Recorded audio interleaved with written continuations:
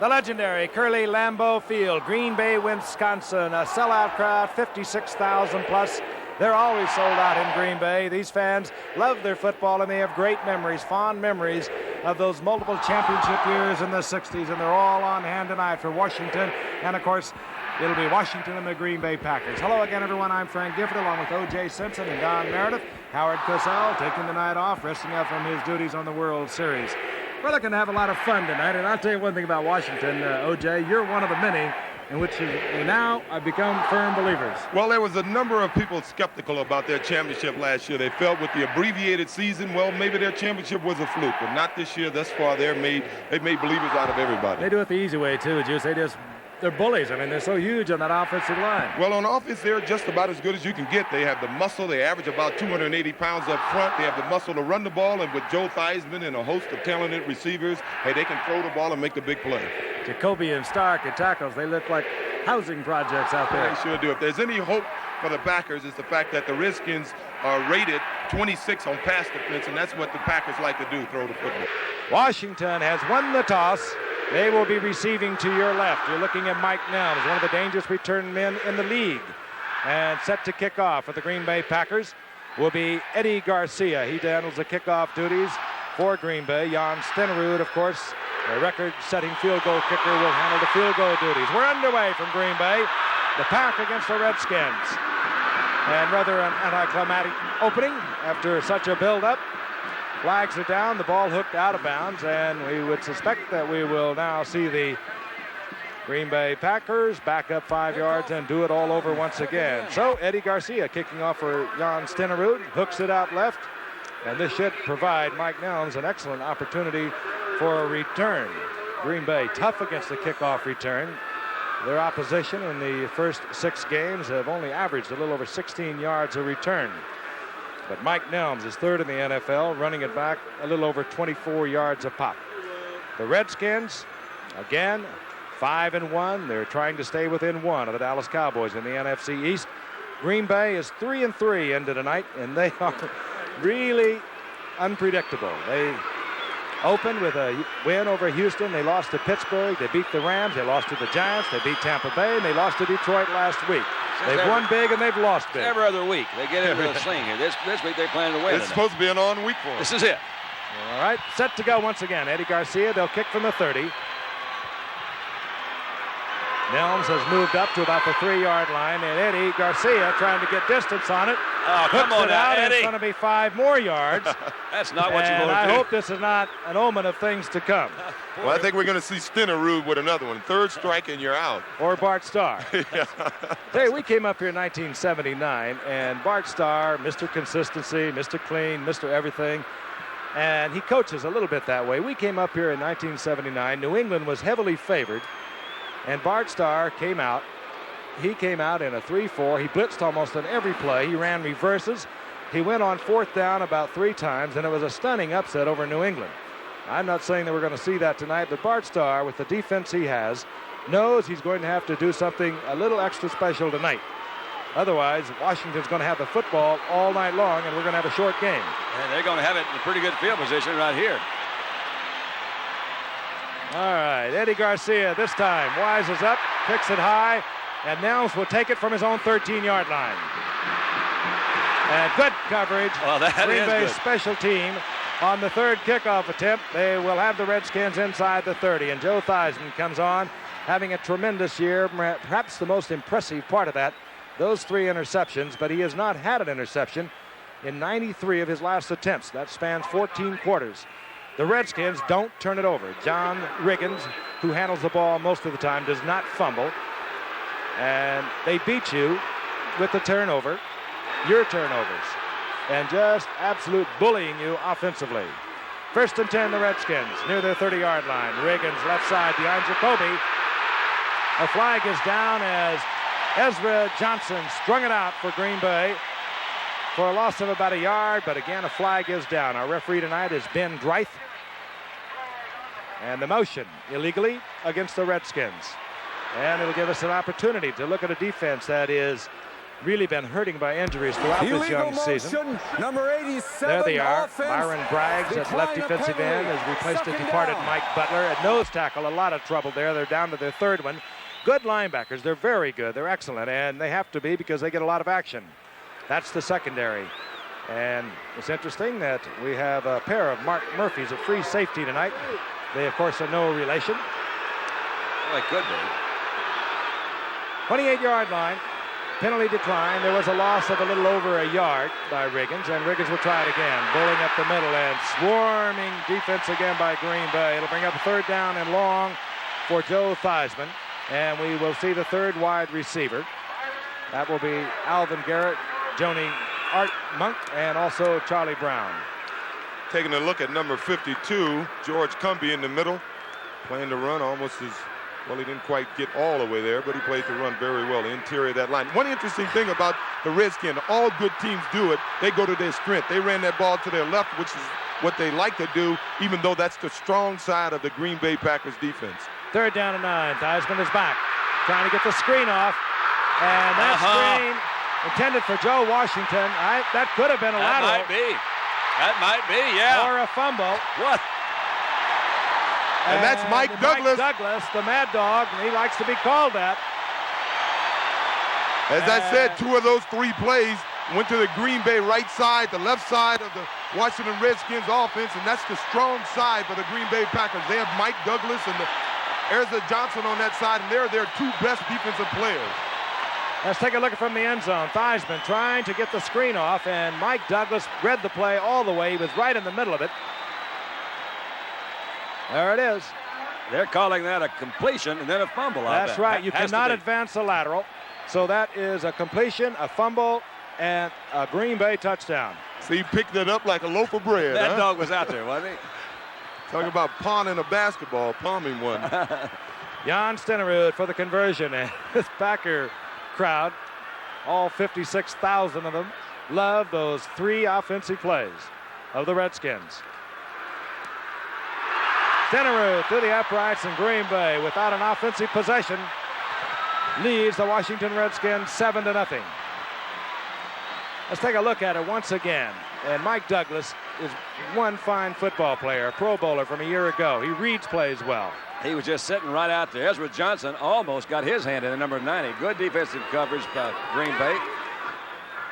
I'll tell you, that's hard to do. Take the man down, strip the ball, pick it up, get into the end zone, and the Pack is out on top early here at Lambeau Field, Green Bay, Wisconsin. And there he is, Mike Douglas.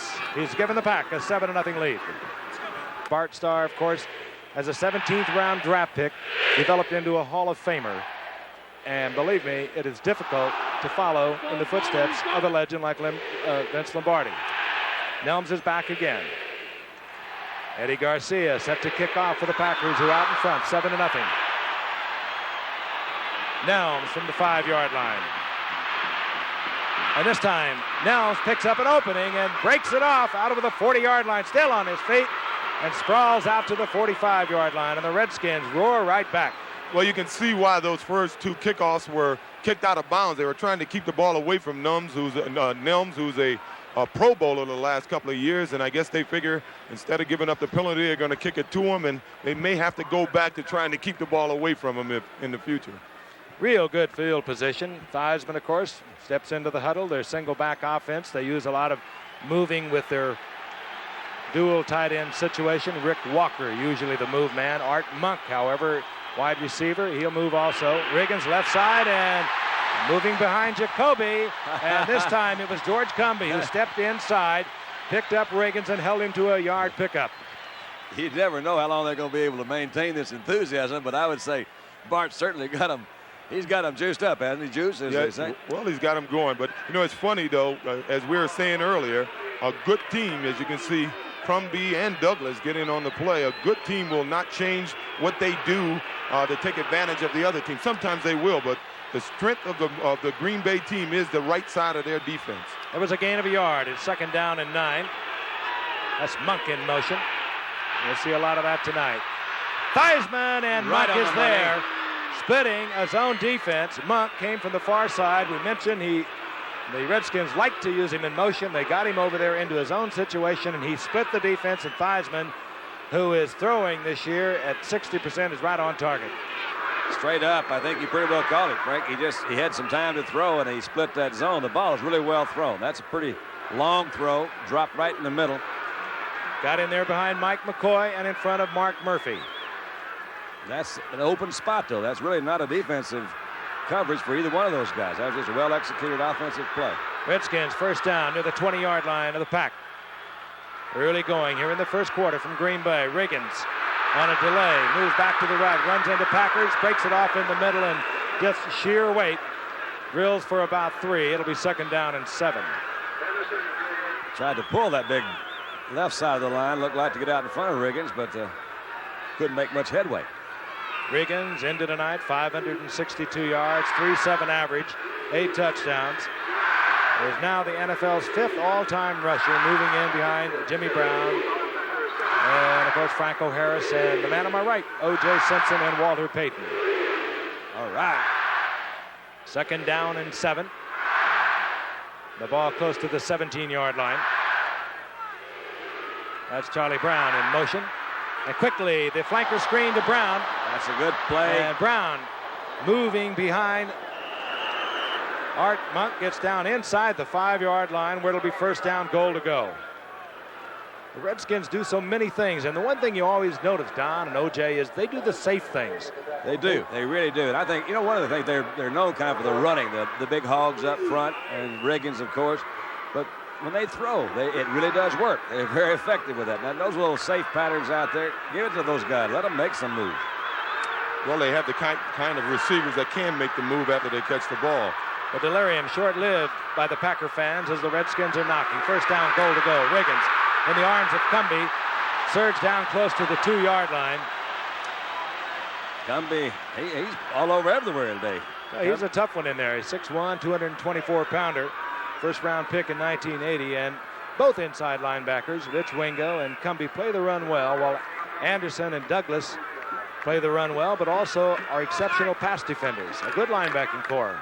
Mike McCoy, that saw come in from the right cornerback, was also in on that tackle.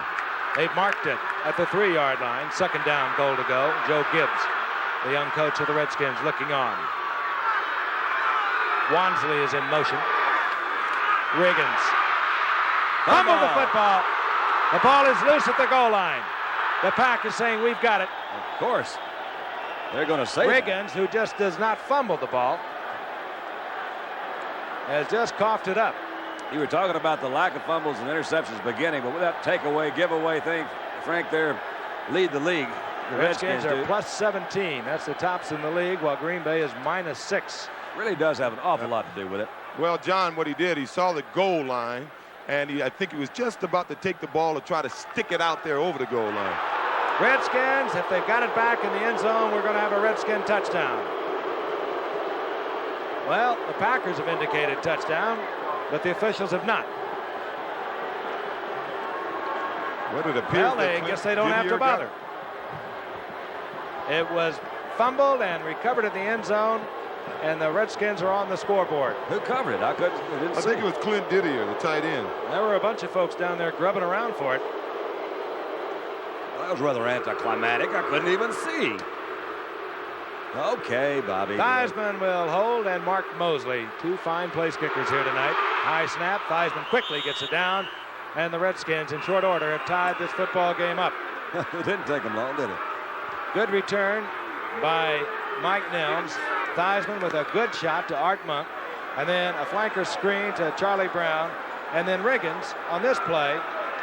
Second down, goal to go. Tries to go over the top, coughs it up. Right there, he's carrying it. He's protecting it well. Hit by Wingo, who pulls it out. Wingo. And Mike McCoy looks like he'll have a shot at it. That ball's lying right there. That looks like a Green Bay guy. Well, we'll get the official word on who has scored the Washington touchdown very shortly when we return to Green Bay, Wisconsin on a beautiful night for football. Clint Didier, the backup tight end for the Washington Redskins, fell on John Riggins' fumble, and we have a tied game with 10:35 remaining in the first quarter. Jeff Hayes handles the kickoff chores for the Redskins. replacing Mark Mosley. The field goal kicker, Eddie Lee Ivory, is deep for Green Bay, and this is a short kick. Taken there by Harlan Huckleby, and Huckleby runs into his own man as he goes down close to the 30-yard line. So offensively, we'll look at the Green Bay Packers for the first time this evening as Lynn Dickey trots onto the field. And this man, well, he's a physiological marvel to begin with, that he's out there with all the things that have happened to him over his 13-year career is a miracle, but he has had a fairly good season thus far. Got off to a tremendous start. 8 touchdown passes in his first 2 games. Passing at just under 66% for the season. Jerry Ellis, single setback, play action. And right away, going deep for Lofton, and Lofton is there, but he doesn't hold on. That was close. Curtis Jordan back defending in the zone, and I'll tell you, Dickey had it right on the money. That ball should have been caught. He'd split him. Splitting Vernon Dean and Mark Murphy. You can believe that Lofton is talking to himself now, but I got a feeling he'll have an opportunity to make amends. He might. He dropped one last week. They couldn't believe that either. He's been zipping along here, catching everything close to him. He's got 5 touchdowns on the year. Had 3 earlier in the season in a losing effort against Pittsburgh. Had a big one against the Rams of over 70 yards. Lofton, former track star, great long jumper and sprinter at Stanford. 2nd down and 10. Dickey is back looking. Kaufman, the tight end, and right on target. The first down is at the 47-yard line. I'll tell you, Curtis Jordan had him as well covered as you can ask him to. Kaufman ran a fairly good route, but the real key is this throw. That thing is right on the money. Look at that. Man, that's a tight spiral out there. Ooh, boy, wish I could throw one like that. Yeah, I tell you. Can't do it any better, guys. Well, you know, the Redskins have, the Packers have 3 all-pro receivers, and you can expect to see the ball in the air all night by them. Not basically an all-pro line, however. And as you've already touched on, Dickey is not a very agile quarterback. John Jefferson, he has another Green Bay first down at Washington's 40-yard line. They're not going to leave any doubt what they had in mind doing coming in. They're going after that 26th ranked pass defense in the league. Forget that number 1 against the rush. I'll tell you what Jefferson and Lofton both can do. They can get 10, 12, 14 yards deep so quickly that Dickey doesn't have to hold that ball before he delivers it. And the defensive backs have got to give them some room. They've got that breakaway sprinter speed, so you've got to give them some room. 1st and 10 near the Redskins 40-yard line. The game tied at 7. Under 10 minutes now remaining in the first quarter. That's why they don't run a lot. Ivory, right side, gets a yard, maybe. It'll be 2nd down and long. Well, every so often you got to run the ball, you know, to make them think about it a little bit, just a tad. Well, Eddie Lee Ivory and Gary Ellis, the 2 backs back there, pretty good receivers too. In fact, Gary Ellis, I think, has the record for the all-time receptions by a back here in Green Bay, so he's got all those guys that can catch it. Yeah. And Paul Kaufman, their tight end. You double team Jefferson and Lofton, you better watch Kaufman. 2nd down 9, we'll call it. Inside handoff. This is Eddie Lee Ivory, and Eddie Lee Ivory picks up yardage to the 45-yard line. It will still leave Dickey in a passing situation with 3rd and a long 4. Well, Eddie Lee Ivory has really been something. OJ, he came back as the number 1 draft pick. What was it, in 79? Tore his knee up the first game. Came back, had a big year in 80. Very first game against the Bears the following year. Tore up the other knee. And then last year he came back to have another good season. He can do a lot of things out of that backfield. Had an excellent year last year. He scored 9 touchdowns rushing. 3rd down, long 4. There he is. Fires, and it's incomplete to Kaufman, the tight end. And the Skins were doubling, trying to help Gerald Green on one corner, Vernon Dean on the other, getting single coverage against Kaufman. 1st down, Green Bay. Kaufman's 22nd or 23rd reception now this season. The 1st down is inside the 27-yard line. Well, I guess it's not, you can't panic this time of the game, Don, but what would you do? I mean, they got to start blitzing him or something. Well, I'd keep throwing. That's what I'm going to do. I'm going to throw.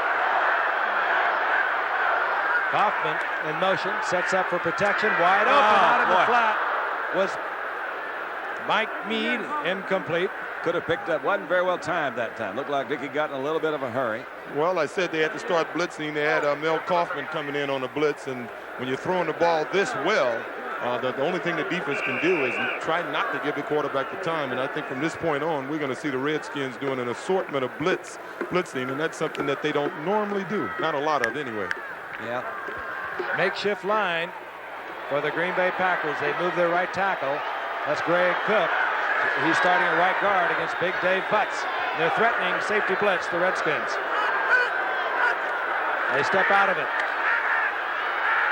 Dickey firing to Kaufman in the end zone, and good coverage by the Redskins. They showed blitz, got out of it, and now it will put the Packers into a 3rd down and 10.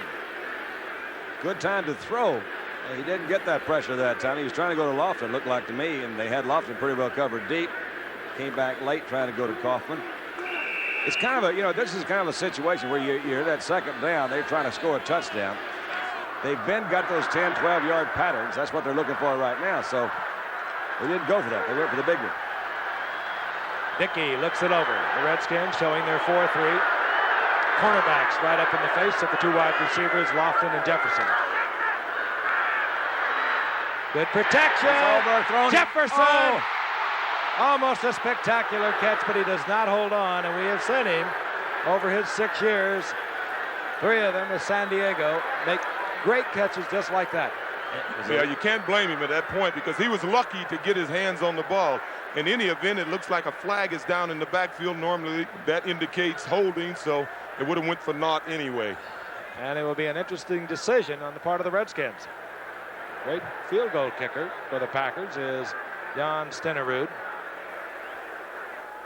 They could decline the penalty and bring up a 4th down, or they could take the penalty and move Stenerud well back, and it would be 3rd down and 20. And they'll take the penalty, backing up the pack. Holding offense number 67. That is Swanke over at left tackle. He is working against Dexter Manley. No wonder he holds. Can't say that I blame him. The ball was just a little bit high, but we have seen him make catches like that. You don't realize how high he's jumped off the ground. He made it look like it was just barely overthrown. 3rd down and 20, and Lynn Dickey will be thinking at least get it into field goal range. They are just out of the range of Jan Stenerud. So he throws underneath. He goes to Lofton. Lofton look for additional yardage. He'll get it just inside the 30-yard line, and we will see Jan Stenerud. And this will be just about Stenerud's distance. He's 7 of 8 this year with the long of 46. And, of course, became the NFL's 2nd all-time leading scorer earlier this year, passing Jim Turner. A great veteran of so many years of Kansas City play. I recall my rookie year, we played Kansas City twice. He had 10 field goals in the 2 games. He will blister you. A 47-yard attempt. Bucky Scribner, the holder. He's got the distance. Oh, he does. And he's got it through the uprights. And the Packers have taken the lead. 10-7. We have 6:34 in the 1st quarter. Jan Stenerud, he's now 8 of 9 on the year, hitting a 47-yarder. That's his longest of the season. There's Mike Nelms, again, providing that dangerous return of kicks for Washington. This one dribbled along the ground, taken by the big, bulky lineman, out over the 35-yard line. What a weapon Nelms is, though, to affect, that big part of the game on kickoffs. They won't even kick to him, so that's really wild. That was Cronin, the linebacker, on the short kick, and Eddie Garcia now has kicked 2 of them out of bounds to get this game underway. He kicked the short one, and the Redskins have good field position at the 35-yard line. The Redskins patented single back offense. Play action by Theismann. This one was almost picked off by Mike Douglas. Boy, he intended for Charlie Brown, incomplete. I think they're going to learn a lesson in a minute and start coming on this side of the field. You've been calling for the right side. I think they're going to come over here a little bit. That was a great drop by Douglas that time from his linebacker position. It's a good angle out there. You can be off 1 step, and you have no shot at being able to knock that little pass down, but he was right in the line of flight. Little trivia on Douglas. He's only 6 foot, 215 pounds, but he high jumped 6'8", at San Diego State, was a 50-foot triple jumper. Yeah, I like trivia like that. That's Good athlete. Yeah. Mike Douglas for Green Bay. Blitz is on. 2nd down and 10. Theismann, good effort by Art Monk. He was deep and he came back knowing Theismann was in trouble, gave Theismann a target, and Monk gets the 1st down in Packer territory. Let's take a look at it, an unusual way. We'll watch Theismann. We'll watch the 2 wide receivers, Monk on the right, and up at the left, the other wide receiver for the Redskins, Charlie Brown. And you'll see Theismann do something that is effective against a blitz. He rolls out to his other side. His line comes across to him. He rolls out to the right. He looks around, and his receiver, Art Monk, being an experienced receiver, came back to the ball and made a very successful play out of it. 1st down, Green Bay's 43-yard line. Charlie Brown, the motion man now for the Redskins. Riggins countering to the left. Riggins steps to the right, and by the time he gets that big body moving left, the pack had penetrated over on the right side. Wingo in there as the key stopper for Green Bay, number 50. How many times do you have to run like that, O.J., before you start asking yourself, who are those guys? Yeah, well, most backs, the more they get the ball, the more they figure out what the defense is doing. And right now, he probably can't figure it out. They own him so tough. They're on him, boy. Yeah, but I'm sure he wants the ball still. 2nd down and 10. Riggins, 7 carries, 8 yards. Walker in motion. Riggins. This time he finds an opening and bulls his way inside the 35-yard line. He'll be short of the 1st down by about a half a yard. And the Redskins will trot out their short yardage offense. Let's take a look at the end zone replay. He really didn't think he had room out there. He did a little hesitation, and by doing the hesitation, he held the defensive men, gave his offensive lineman a chance to get position, and good back that he is, he found the hole and ran good and tough. How'd you like to be little Johnny Gray, the secondary? He's a 5'11", and 200-pounder, but when Riggins gets it going north and south, he's got a lot of body behind it. 3rd down and 1.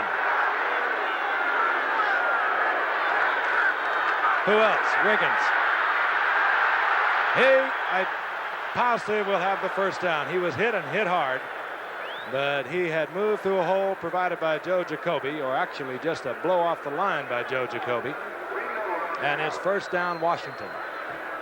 This is what the Packers are going to try and avoid. Washington just grinding it out, throwing the ball in short, and letting Riggins do the heavy work.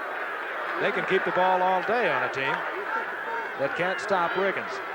And the minute you start bringing your safeties up, they help stop that run. They'll burn you with those receivers. 1st down and 10. Near Green Bay's 38-yard line, the Packers lead 10-7.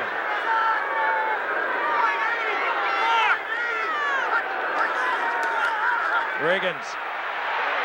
And strung out again. Good play by Johnny Gray. And then he got help from inside Rich Wingo and Mike Douglas. Strung out beautifully. We've got a 2nd down and 14. Oh, what a formation that is. Theismann back. Has the time. And that was Giaquinto out of the backfield. You saw him in motion. The former Dolphin picked up in 1981. He works so well out of the backfield.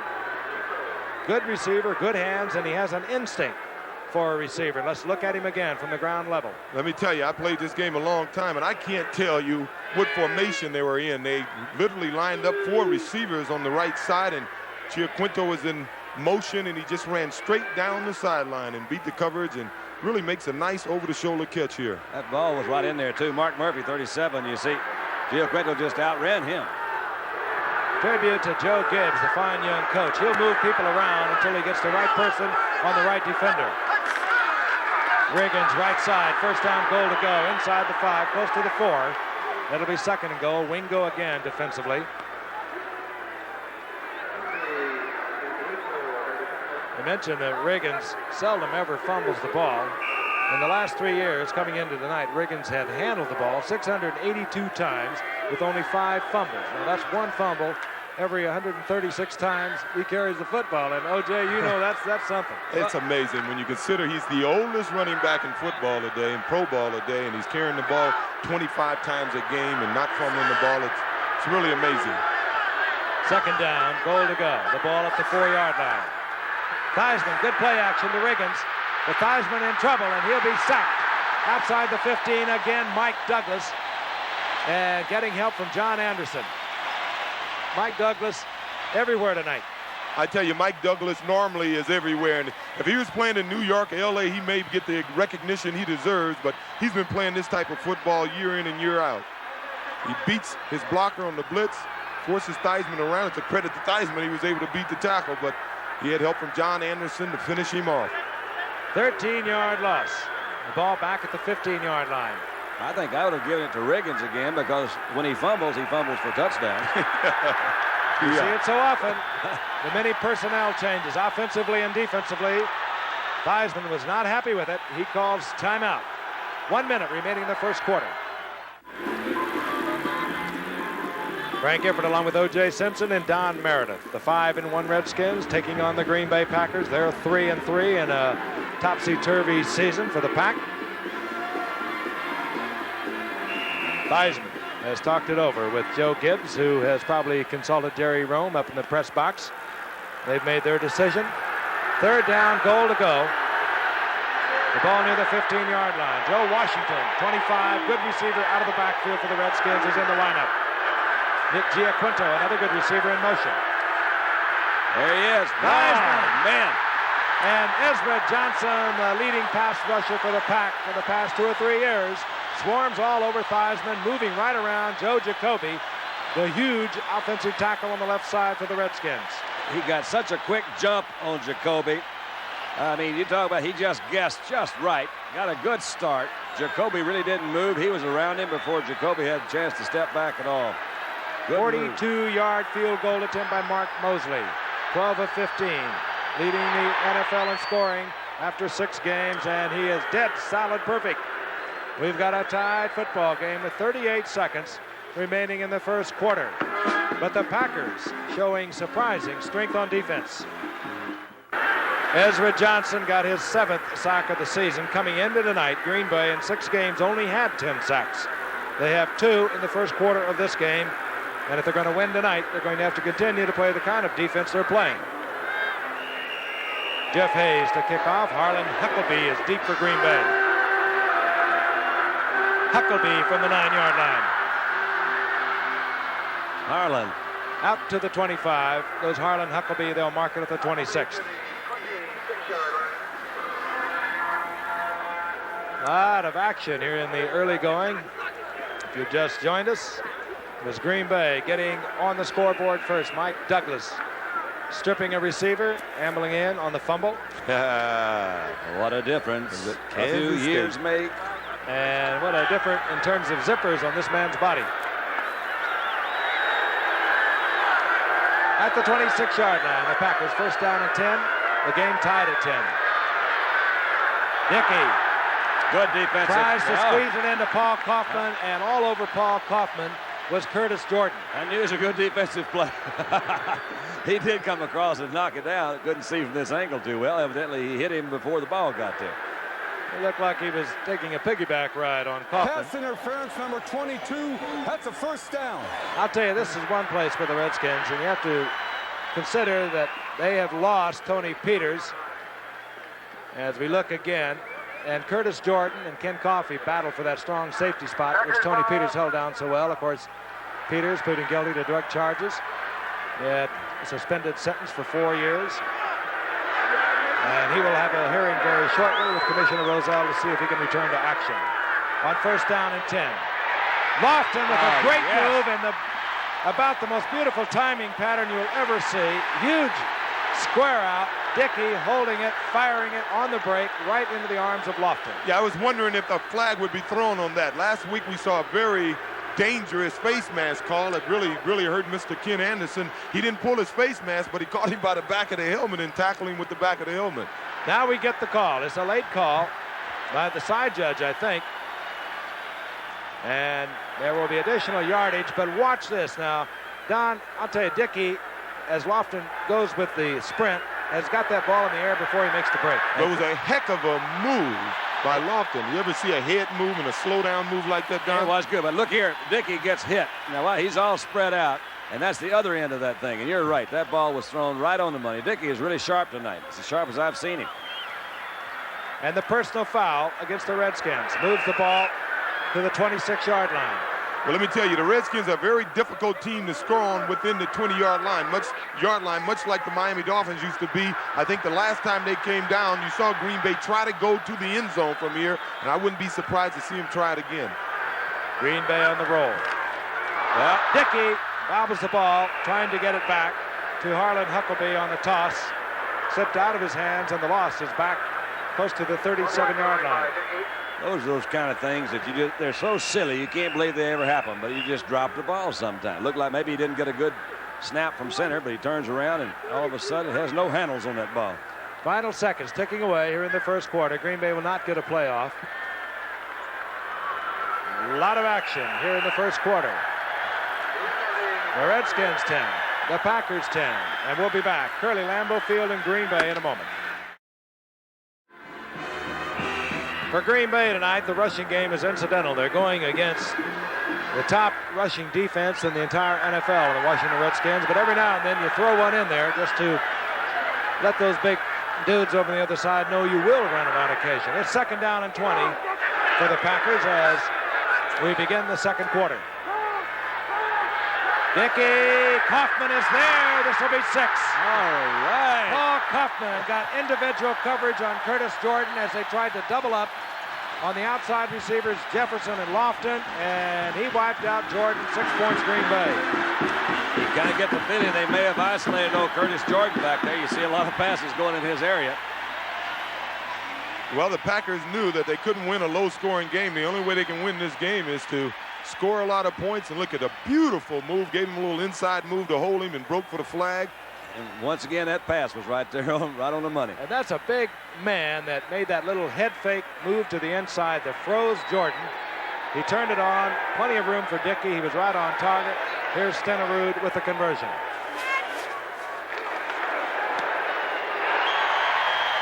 And the Packers once again are on top.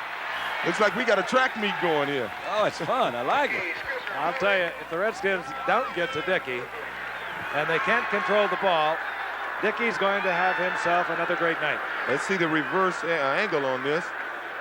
Actually, Jordan should have made the tackle. I'm sure they're going to tell him on the sideline, you're a beat, that's one thing, but you can't let him run in the end zone. He couldn't catch up with him.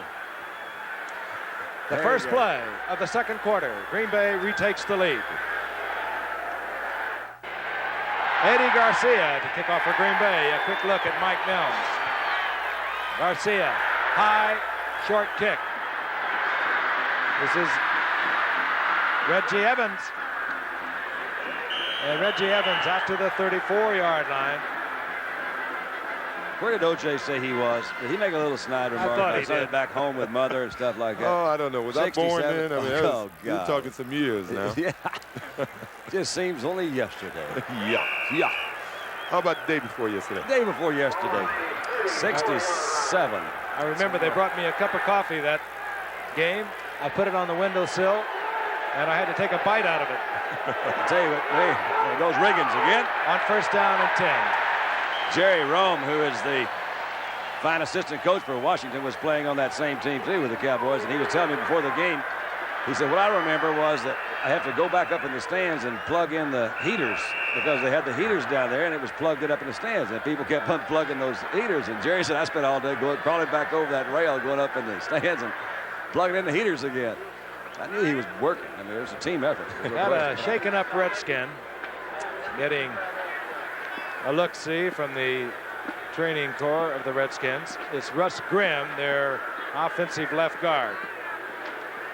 Take a look at the first quarter numbers. Okay. We were going to take a look at those numbers. There There they they are. are right now. Time of possession, a lot of Washington, but Green Bay got the big plays. Minus 5 yards for Green Bay rushing. But as I said before, they didn't come here to rush. Not when you have Jefferson, Lofton, and Kaufman. Riggins got 3. It'll be second down and 7. Roy Simmons has come in at left guard, number 60 for the Redskins. Riggins short of the first down, but not by much, as he gets over the 42-yard line. The Redskins kind of have two different kinds of rushing offenses. One, of course, is Riggins, but what's happened this year, it's really helped them a lot, is they can put another type of running attack, and that's with Joe Washington.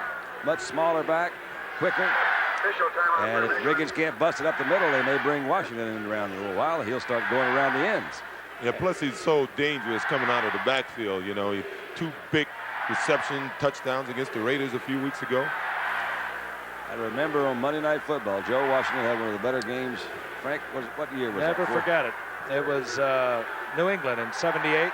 He played for Baltimore then, and he had 260 yards of offense, ran back a kickoff, scored a touchdown, and threw another touchdown. It was unbelievable. And it was raining cats and dogs. Third, you saw how much, less than a yard to go. Watch number 44. They usually come left, and they do. Big opening for Riggins. Super Bowl revisited. And Riggins explodes behind Big Joe Jacoby, getting all the way down inside the 25-yard line. And so often you see that on 3rd and short, because when you get through that line, there are no linebackers, and you have got to sprint on. Well, you said it right. It was Super Bowl revisited. It was the same situation, short yardage, and they ran a real nice play to their left side, a real nice block by Rick Walker. And Riggins amazes me. At 34 years of age, he's probably still running under 10 flat.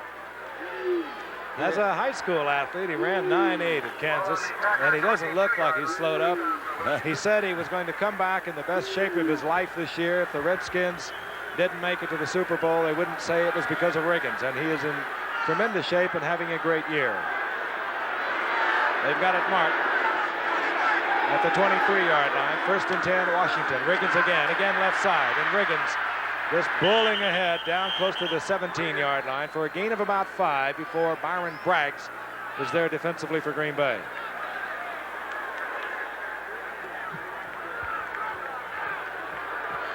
Riggins, of course, came to Washington in '76 after 5 years at the Jets, after a couple of 1,000-yard seasons up there. He was quite a character up there. He seemed to have mellowed since he's been with the Redskins. They asked him one time if he was different. He said, well, I don't know whether I'm ahead or behind, but I know I'm not in step.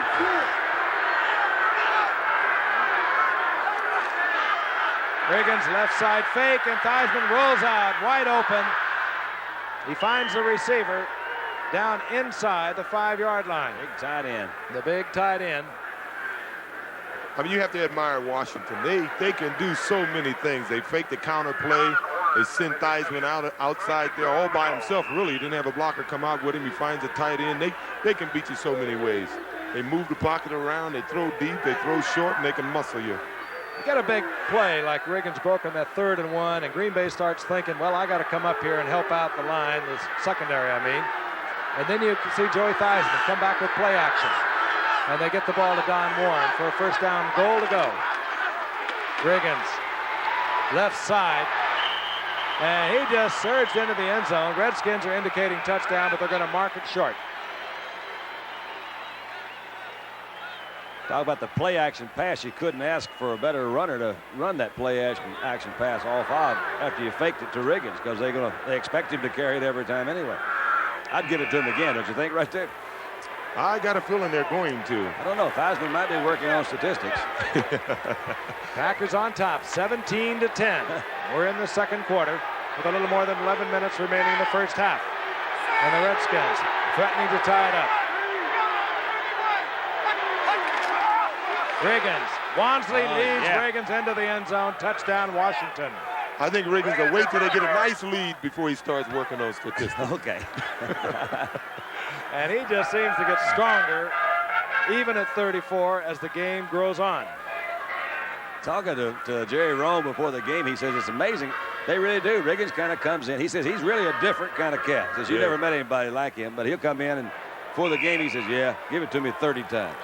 So they give it to him 30 times. I said, what would you do if he said, give it to me 3 times? He said, I guess we just give it to him 3 times. He does what he wants to. Mosley puts the tying conversion point on the scoreboard, and we've got a 17-17 lock here in Green Bay, Wisconsin, between the Packers and the Redskins, and we'll be right back. That's Don Riggins on the sidelines, who has just tied this football game up from in short. This kind of football game will put punters out of work. We have not had a punt yet. They've scored on every possession. Harlan Huckleby deep for Green Bay. Jeff Hayes to kick off. And this will be Huckleby from the 2-yard line.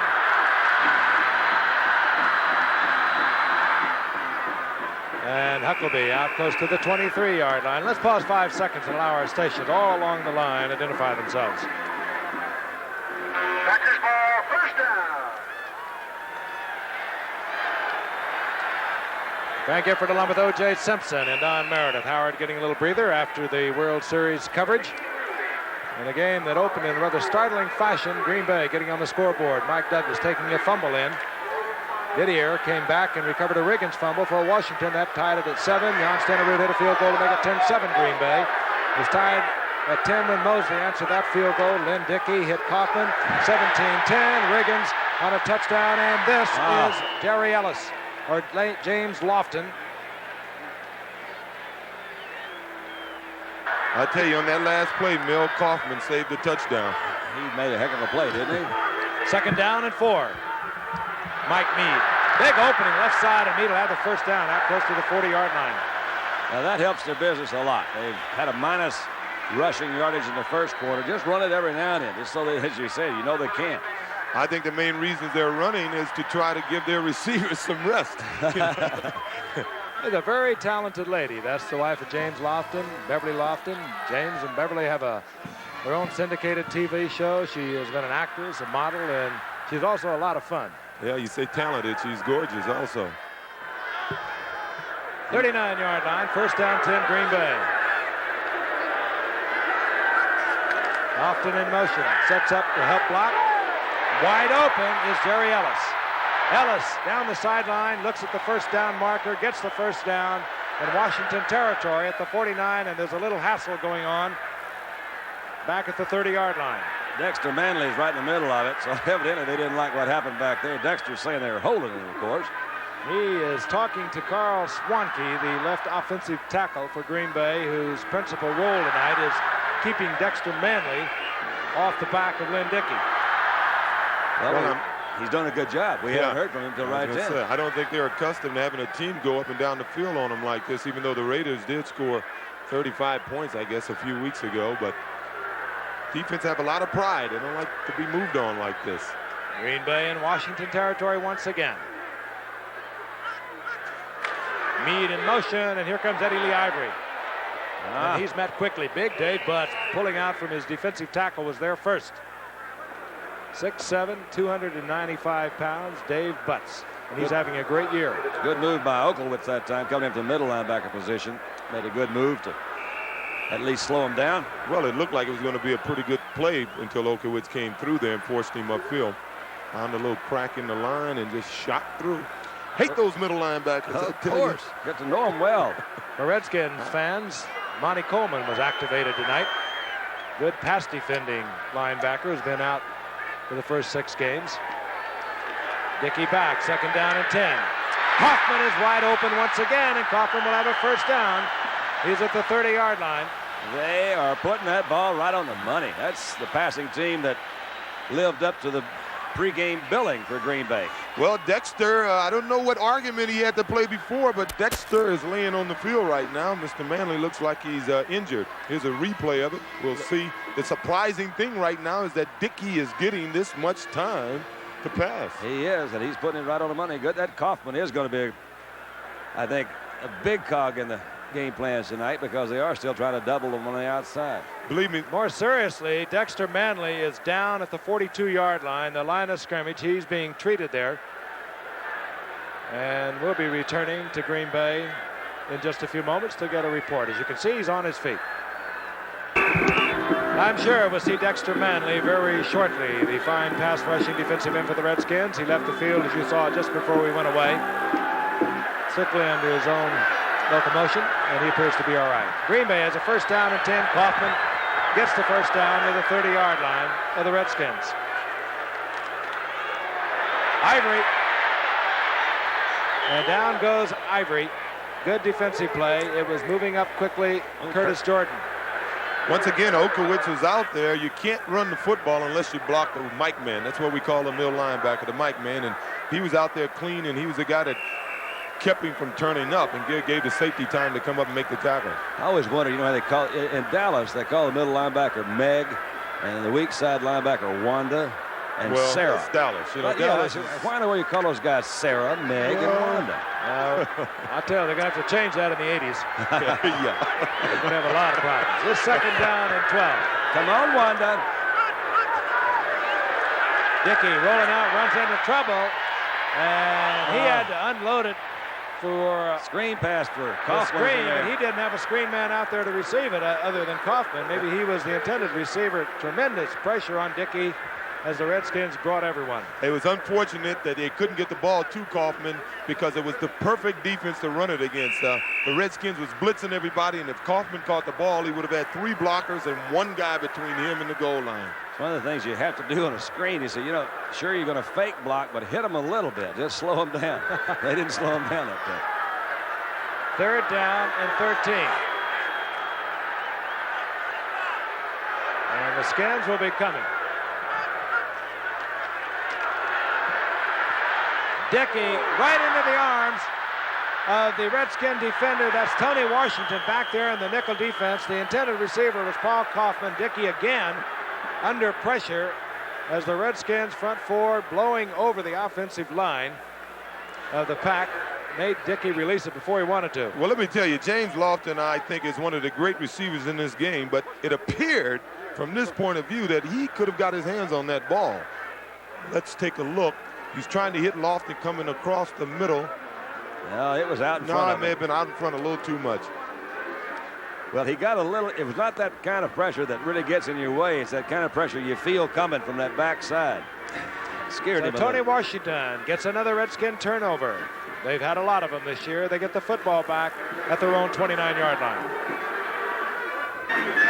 8 minutes and 16 seconds remaining in the first half from Green Bay, Wisconsin. The ball at the 29-yard line as Tony Washington turns it over, getting the interception from Lynn Dickey. First time today, Green Bay lost their serve. That's right. Theismann on first down. They like to throw it on first down. You just saw the graphic. He almost Intended got it receiver, back. Art Monk. They almost got their serve right back, looked like to me. That ball was not very well thrown that time. That'll bring up second down and 10. Bart Starr, now in his 9th year. Made the playoffs last year. But prior to that, had only 1 winning season. That was in '78. He struggled up here. He carries a lot. You know it hurts. Second and 10. This is Joe Washington. And Washington tripped up. Good play. Guess who? Mike Douglas. Douglas. I'm telling you, he's moved over to the left side now, hasn't he? He's everywhere. Look out, Mad Dog. You got him going. You know, you say that Bart Starr made the playoffs once. I'm going to ask you a question about quarterbacks coaching. I can't understand why they haven't been better coaches. Oh, I see. Well, look at Mad Dog. Then nobody could block him. Boy, he's quick. He really is. He went back with that little, what he thought was going to be a pass. Came back in and covered it off. Loss of 3. It'll be third down, 13. Green Bay, not a famed pass rush. They'll try and put pressure on Theismann, however. Theismann, good mobility. He'll pick up the first down. And good move by the get out of bounds. Theismann spotted the first down marker, got out over the 40-yard line, and gets out of a 3rd and 13 situation. And he did have pressure. It forced him out of the pocket. Let's take a look at it. I think it was Ezra Johnson that was all over him. Well, or Cundy. Let's take a look. One of them was coming back in there. That's Ezra's number the one 90 that that's got him right first. there. Ezra was there, and he's chasing him. And as we said, Theismann is an excellent runner. He ran 15 punts back for this Washington team when he first came back from Canada. I forgot about that. He did, didn't he? He was a punt returner. So we had Sonny and Billy there. First down, Washington, their own 42-yard line. 7:23 remaining in the half. Washington, the reverses to Art Monk, and picked up, read beautifully. Byron Braggs pursued it and takes Monk down for a loss inside the Redskins' 30-yard line. Not only does Green Bay appear fired up, they appear totally prepared for this team. They don't seem to be fooled by anything. They're ready for him, right? That's right. Well, Bart said that to you in the interview. Bart wouldn't lie to me, would he? Bart wouldn't lie. Byron Braggs, defensive left end, came out to allow the pass rushing specialist come in. Ron Spears. Second down, 19.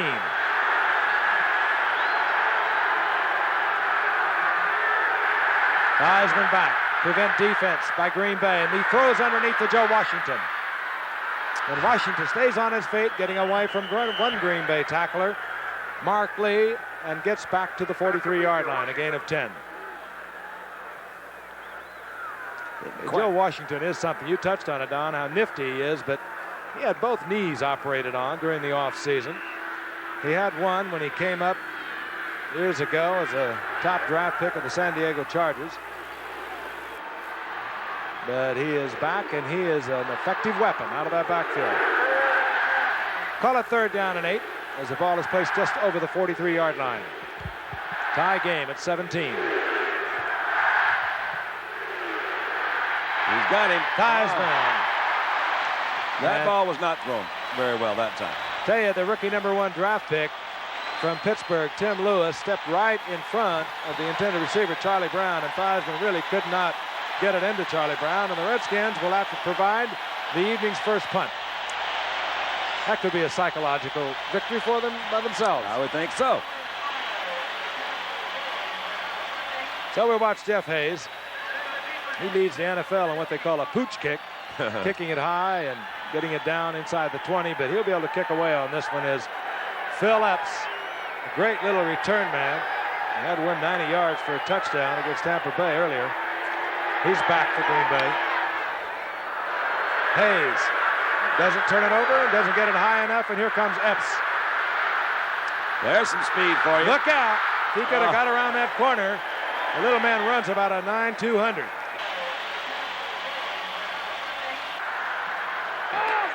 Dickey fires one incomplete and gets the ball out to John Jefferson. He's right there close to first down yardage, maybe a little short.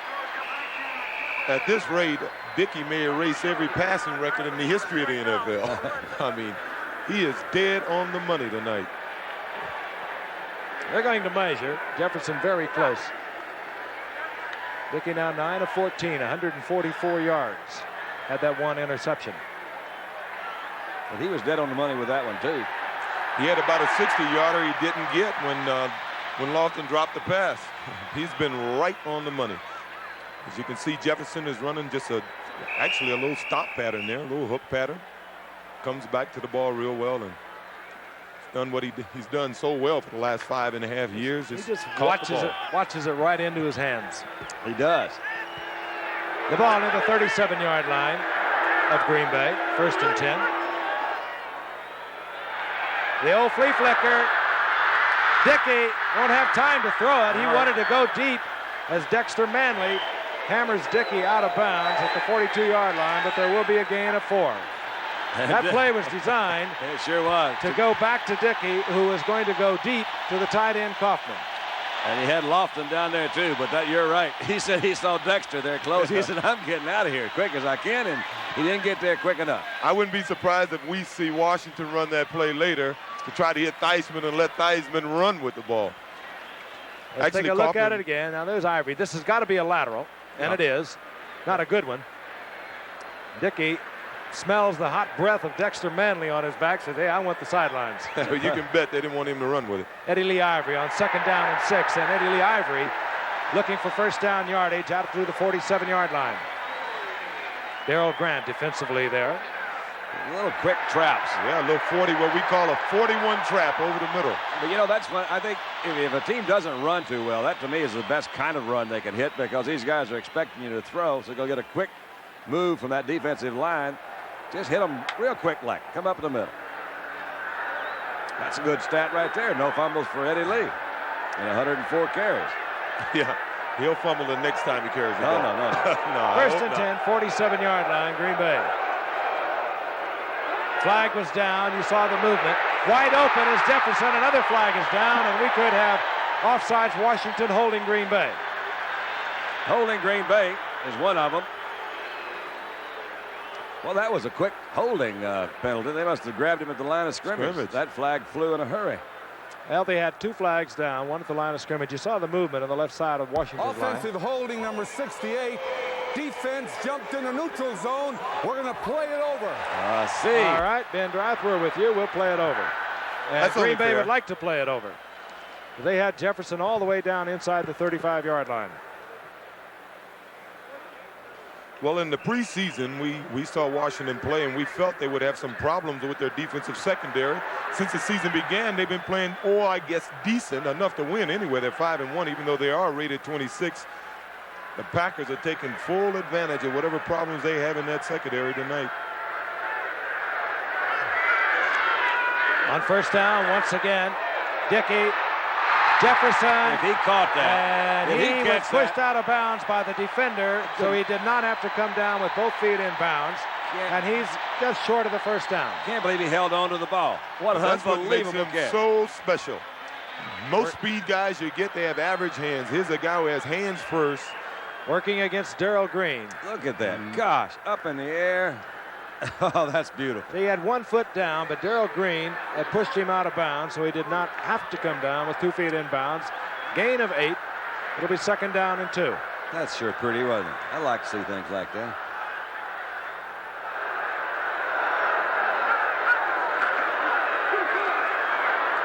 Ellis tries to slip for the first down. He'll be close, again, dependent upon the mark of the ball. And he'll be short by about a half a yard. Well, this is just about the first third and short Green Bay's had tonight. I don't believe in those. Those are too hard. I'll tell you, he's short by a full yard, and that's not very comfortable. And I wouldn't be a bit surprised if Dickey, given the permission, little play action and try to go with the big one. Nope. We'll take it outside. Yep. Yeah, they Yep. do, and the man's wide open. It's Kaufman. He can get up, and Kaufman's still on his feet. Inside the 10-yard line. I love it. I did too. It's my Eddie kind the of football. Ivory faking the in run, third and short. All alone was Paul Kaufman. This is fun football. Yeah. You said you wouldn't be surprised. Bart Starr's pulling them all out of there tonight. Well, that's old Sneaky Snelker that's calling those plays, Bob Snelker. Bob Snelker. Hey, by the way, Bob had his 55th birthday yesterday, so we're going to congrats. That's a birthday present. I'll He tell did you, a that good was a job good job of by putting the ball Ivory. away and make it look like a pass. And can you get any more open than this? Well, the ball could have been about 3 yards further, and he would have walked in. But So we have 2 minutes. We'll get the 2-minute warning, and Green Bay is down there threatening again. The score tied at 17. It'll be first down, goal to go, Green Bay at the 9. Now, a lot of action here in Green Bay, and they do have the star, Bart Starr, of course. The Green Bay Packers also have a 3-3 record on this season. Washington has a 5-1. Green Bay, with a win tonight, can stay 1 game behind the Minnesota Vikings, a team that they will entertain here this coming Sunday. And the Green Bay Packers have a first down, goal to go on a superb 3rd and 1 call. It was Eddie Lee Ivory to the tight end Paul Kaufman. They're at the 9-yard line.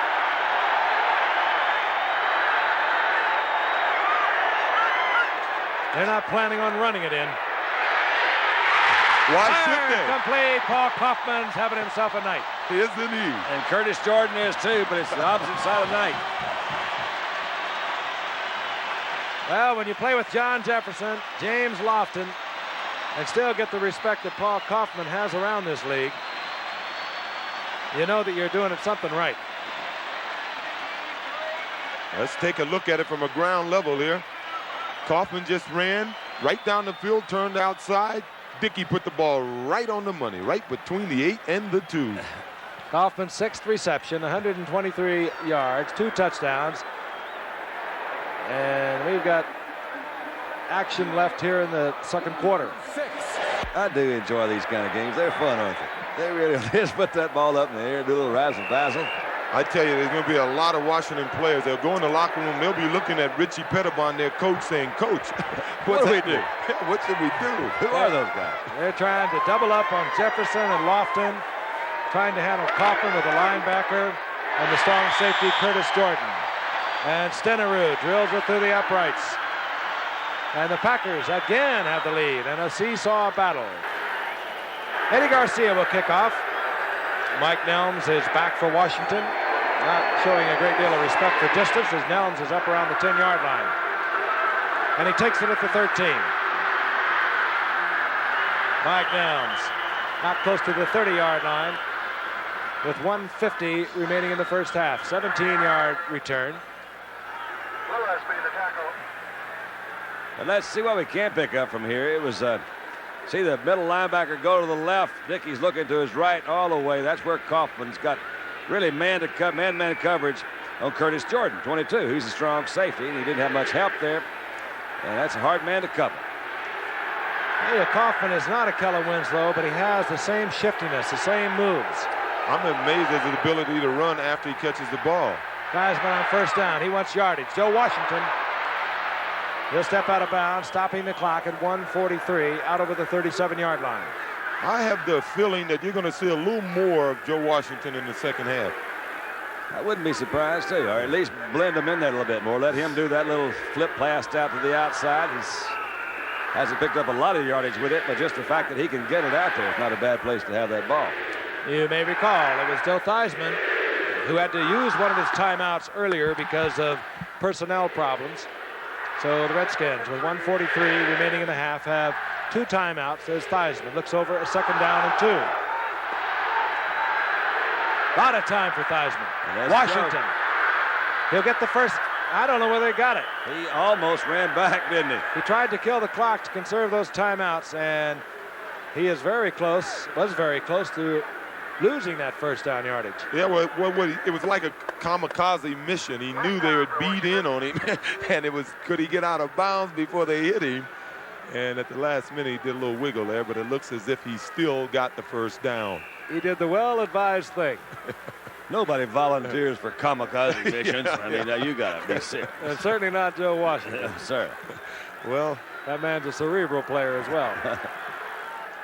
Joe Gibbs, what a remarkable record this man has. Redskins right now on a 5-game winning streak. They won 13 of the last 14, 20 of their last 22.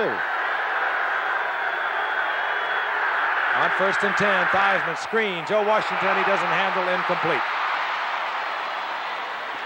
Clock stops, 1:29. The only game Washington lost was our first Monday night game, and that was just one of the strangest games we've seen. They just did everything right the first half, came roaring out, blowing everybody away, came back second half. We saw a whole new ball game. Really messed up Dallas, too. They thought that's the way you're supposed to play. That's right. Got Dallas off to a real strange start. Well, Dallas played well yesterday. I saw that ball game. They had things clicking. We'll see a good ball game next Sunday when they play the Raiders, because that's a good team coming to town. You're telling me. There'll be some fur flying down there. Second down and 10. Redskins near their own 40-yard line. Theismann again. A lot of time. Gets it deep. Goes to Charlie Brown. And Charlie Brown will have the first down at the 43-yard line. And now Joe Theismann will use one of the 2 remaining timeouts. So he'll be down to 1 timeout. Right now, the Redskins back to live action. First down and 10. 43-yard line of Green Bay. Theismann trying to get points on the scoreboard. Nifty move by Theismann, but he'll have to settle at the 47-yard line for a loss of 5 as John Anderson was there defensively for Green Bay. That was kind of a strange call almost in a way. It was appeared to be a rollout designed to get somebody coming across, but those kind of plays take an awful lot of time.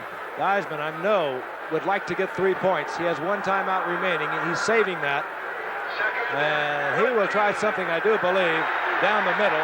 Green Bay protecting the outside and try and get it in field goal range for Mark Mosley. Underthrows Joe Washington. It'll bring up a 3rd down and close to 15 with 49 seconds on the clock, and the Redskins with 1 timeout. I was looking down the middle, Frank, and he had Giaquinto open down the middle, and he seemed to have his mind made up to go out to that right flat in Washington and just bounced it out there. Second bounces don't count.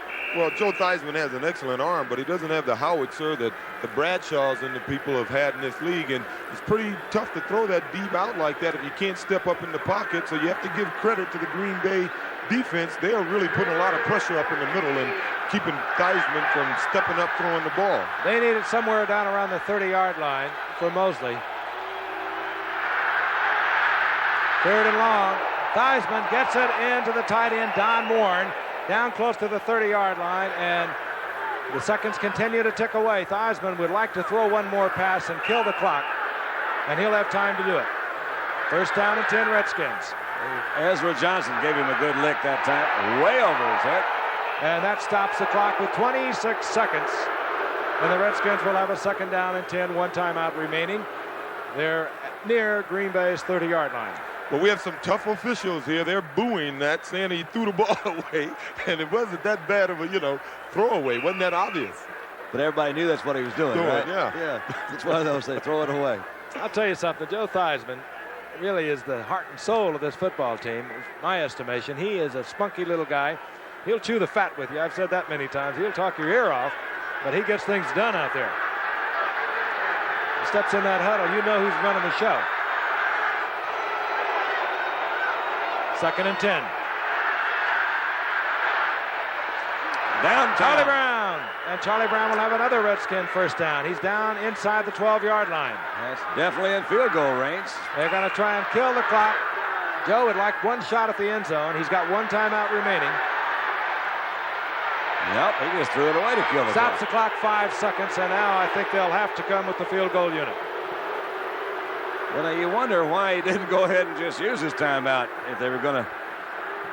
Well, they had a little problem. Charlie Brown seems to be hurt. He hobbled out to his position on the left end there, and he's hobbling off the field right now. He is limping. Charlie Brown goes off right there. He didn't want to stop the clock, so pretty gutsy move. He went back into position, allowed Theismann to stop the clock. And here's Mark Mosley, 28-yard attempt. He's been good at 12 of 15 this season. Let's keep an eye on number 81 on Green Bay. He's been, well, he didn't even go after it. He didn't even jump that time, right? And Mosley splits the uprights. 2 seconds remain on the clock. And the Packers and the Redskins are playing a beauty here in Green Bay. 24-20, the Packers over the Redskins. 2 seconds points remaining in the half. It's interesting. We saw Gary Lewis, who's blocked a record amount of field goals, at least in a minimal amount of time here. Recently, we saw him get literally tagged earlier in the game when he was trying to block a field goal, and I was a little surprised that play that he didn't go after it. I didn't see him in there even. And you're right, he's blocked 12 kicks, either conversions or field goals in the last 12 games, just by leaping up in the middle of that line and using a tremendous vertical leap. Speaking of the tight end Gary Lewis of Green Bay, he was not in on that play. I'll tell you, I don't know if they can keep going at this pace in the second half. Sure, I hope they can. Well, one thing we know, the Redskins have done it in the past. They've come back against the Raiders, and we know they'll be there for 60 minutes. That was Jeff Hayes drilling it along the ground, and here comes Harlan Huckleby. He expires the final 2 seconds here in the first half.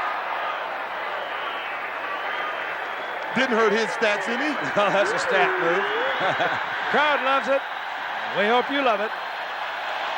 Washington 20, Green Bay 24. Set to go, Harlan Huckleby. Jeff Hayes hits it for Washington. And this one will get into the end zone. It'll be a touchback. They'll bring it out to the 20-yard line. And Green Bay will have the first possession here in the second half. We anticipate, of course, Lynn Dickey back out with Eddie Lee Ivory. And Lofton at one flank, Jefferson at the other, and Kaufman at the tight end. Let's take a look at the stats as they change from the first quarter to the halftime. Big ones at 5 yards, minus 5 yards rushing in Green Bay. They just couldn't do much of anything on the ground first quarter. Well, the way they were throwing it, I don't think it really means that much. Yeah, look how much they picked it up. See at halftime. Now they've got 18. 18 yards rushing, 211 passing, but Green Bay's on top, 24-20. First play from scrimmage here in the second half. And Dickey, let's don't fool around, let's throw it. And he fires, and it goes out to James Lofton. Lofton down the sideline. Oh, wow. And he just about broke it off, but he gets the first down at the Redskins' 40-yard line, and what an athlete. Was that Mel Kaufman? Mel Kaufman again. They ran a reverse earlier. I thought Mel Kaufman saved the touchdown by not being sucked in with the double reverse, and on this play, he's a lot faster than I thought because he did an excellent job of catching Lofton. That was Vernon Dean that he beat the first time, and you see James is going down. He didn't have enough room to work, and there comes Kaufman. Kaufman timed out the angle perfectly on the much faster Lofton, but his first down, Green Bay, near the 40-yard line of the Redskins. Didier in motion. He's got him. He has got Wide him. open. Oh, no! And Kaufman. Oh, no. Lofton, corner of the end zone, and if you're with us for the first offensive play of the game, James Lofton had been wide open and missed a sure touchdown pass. Well, he's wide open here, but he's trying to slow down because the ball is a little, I can't say underthrown. He should have caught the ball. Oh, we all agree with that. But he was trying to make an adjustment. He wished the ball would have been out a little further. The ball wasn't out for enough. He was trying to slow down and catch the ball at the same time. It was just unfortunate. But as I said in the first half, I got a feeling he's going to have a chance to make amends. I think what's happening, you saw single coverage by Vernon Dean. Ordinarily, they're doubling out on Lofton. I think they're trying to double up now on Kaufman, and that'll leave Jefferson and Lofton with single coverage. If that's the case, we'll see that again then. Second down and 10. Screen, trying to get it set up. Here comes Jerry Ellis. And Kaufman again. Kaufman saved a big gain again this time. He had two guys out in front of him. He saved a big gainer, but it's a 6-yard pickup by Ellis. He knocked him out on one sideline. Now he's come back and knocked him out on the other sideline. Gary Ellis, who is a good receiver. Don touched on it earlier. 65 receptions he had in 81. So throw in Gary Ellis with the core of Kaufman, Jefferson, and Lofton. You've got some receivers on that field. Third down and 5 as they've marked it just outside the 35-yard line of Washington.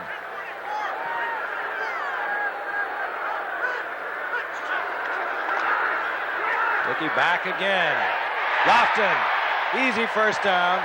And it was Tony Washington laying well off Lofton. And this time Washington was in single coverage. Well, they're trying Anthony Washington. As I said, we were wondering what Richie Pettibon would do in the second half. They have to make some adjustments. I thought they'd blitz more. They blitzed once now. He's given Lofton a big cushion, and there's no way you can stop a guy like James Lofton by giving him that much cushion and covering him one-on-one, really. Well, let's look at the defense again. It looks like right now they're going into at the 24-yard line. First and 10, and here comes Gary Ellis. Oh, yeah. That was beautiful. That was beautiful. He cut up right at the right time. He exploded right up the middle of the field, and they got it all going right now. And while Green Bay, not noted as a running team, if you throw the ball as well as they have been throwing it, the defensive line of Washington has to think pass rush, and it makes it much easier to run. More than that, the defensive linebackers have to think about getting back into those passing lanes, and I think that's the main reason that play was able to work so successfully. Green Bay comes out smoking here in the second half. Stenerud for the conversion. That didn't make them all bad.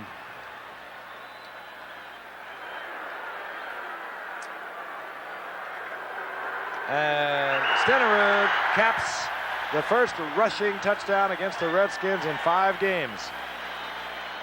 And Bart Starr has the pack up tonight. Let's look at it again. Let's take a look at it. Early in the game, we saw Okowitz really filling those lanes. You see him sort of falling back there. He's 5 yards off the ball before he's blocked. It's a beautiful cut by Gary, and he just turns on the afterburners. That's a classic look at cutting against the grain and watching the defensive players overrun it. Gary Ellis, touchdown Green Bay. We'll be back. Eddie Garcia to kick off. Mike Nelms is deep for Washington. Nelms from the 13-yard line. Ooh. And Nelms clotheslined out over the 25 near the 28-yard line. Yeah, they're playing some rock'em sock'em football now. These guys are fired up. There you go, Gary. Gary Ellis. Nifty running. has put the Pack on the scoreboard first here in the second half, and there'll be more. You see him talking to John Jefferson and talking to Bart. He really does respect John Jefferson. He says he's the best team player he's ever been around. First down and 10, the Redskins near their own 29-yard line. Charlie Brown in motion. Riggins just a little hesitant. That hole was there, but Riggins still negotiates 7 out of it. It'll be second down and 3. Seesaw game here in Green Bay. Green Bay opened the scoring. Washington came back, tied it up. Green Bay went out on top, and then Washington tied it up. And it's been that way throughout the night. Riggins once again on second and 3, up for the first down at the 40-yard line. Well, we said Green Bay was a physical football team, and it's normally about this time where that pounding that line will start to pay off for them. So it's going to be interesting to see if the Packers can get their defense together, and all they want to do in this case is get the ball back to their offense, because their offense know what to do with it tonight. This is the way Washington would like to play. Give it to Riggins, pound out the first downs, control the ball. Riggins again, little short dipper pass, and Riggins hammers for 9. I don't think he was looking for that one, Frank. He had to catch it. Yeah, he said, wait a minute, I'm just supposed to be a decoy here. All the other guys were closed, and you saw Joe take a little extra time and drill it right to John. He said, okay, I can catch too. I can do everything. Do I have to do everything for this team? Well, he looked to be a little tad shaken up. He's had a long halftime, and Green Bay came out and marched right down the field, and he may be a little cold right now. He's got to warm up a little bit. Well, when you get older, it takes a little more time to warm up. I wouldn't know that. Joe Gibbs played for Don Coryell. Coach for him, came to the Redskins from record-setting offense with the Chargers in '81. Again, play action, good you got faking, and a man is wide open. It's Don Warren, the tight end. There was nobody out there. Theismann again, sending Riggins to the left side, and the entire Green Bay defense collapsing over there. He hides that ball well. He puts it right into Riggins' stomach and then takes it out. Interesting, too, is they bring both the right guard and right tackle with him. So he's pulling everything out there, taking a chance that nobody's going to read the fact that he's got that ball. Well, I tell you what was interesting. The left guard and the left tackle went to the right, and the right guard and the right tackle went to the left. Did they run into each other? No, they didn't. It was a beautifully executed play. First down, Washington, 22-yard line of Green Bay. The Pack on top, 31-20. Riggins left side again, and this time he bounces off one Packer and picks up some yardage when he should have been stopped at the line of scrimmage. Well, once again, you see where that pounding is paying off for the Redskins. They totally control the line of scrimmage that time. Riggins had all day to pick what hole he wanted to go to, and when they came up to tackle him, they didn't wrap their arms around. And that's normally what happens when you play against a team like the Redskins. They just wear you down, and late in the game, they start breaking tackles, and they control that offensive line. And you're going to see a little more of that before this game's over. Getting a little chilly here in Green Bay, as you might suspect, here in mid-October.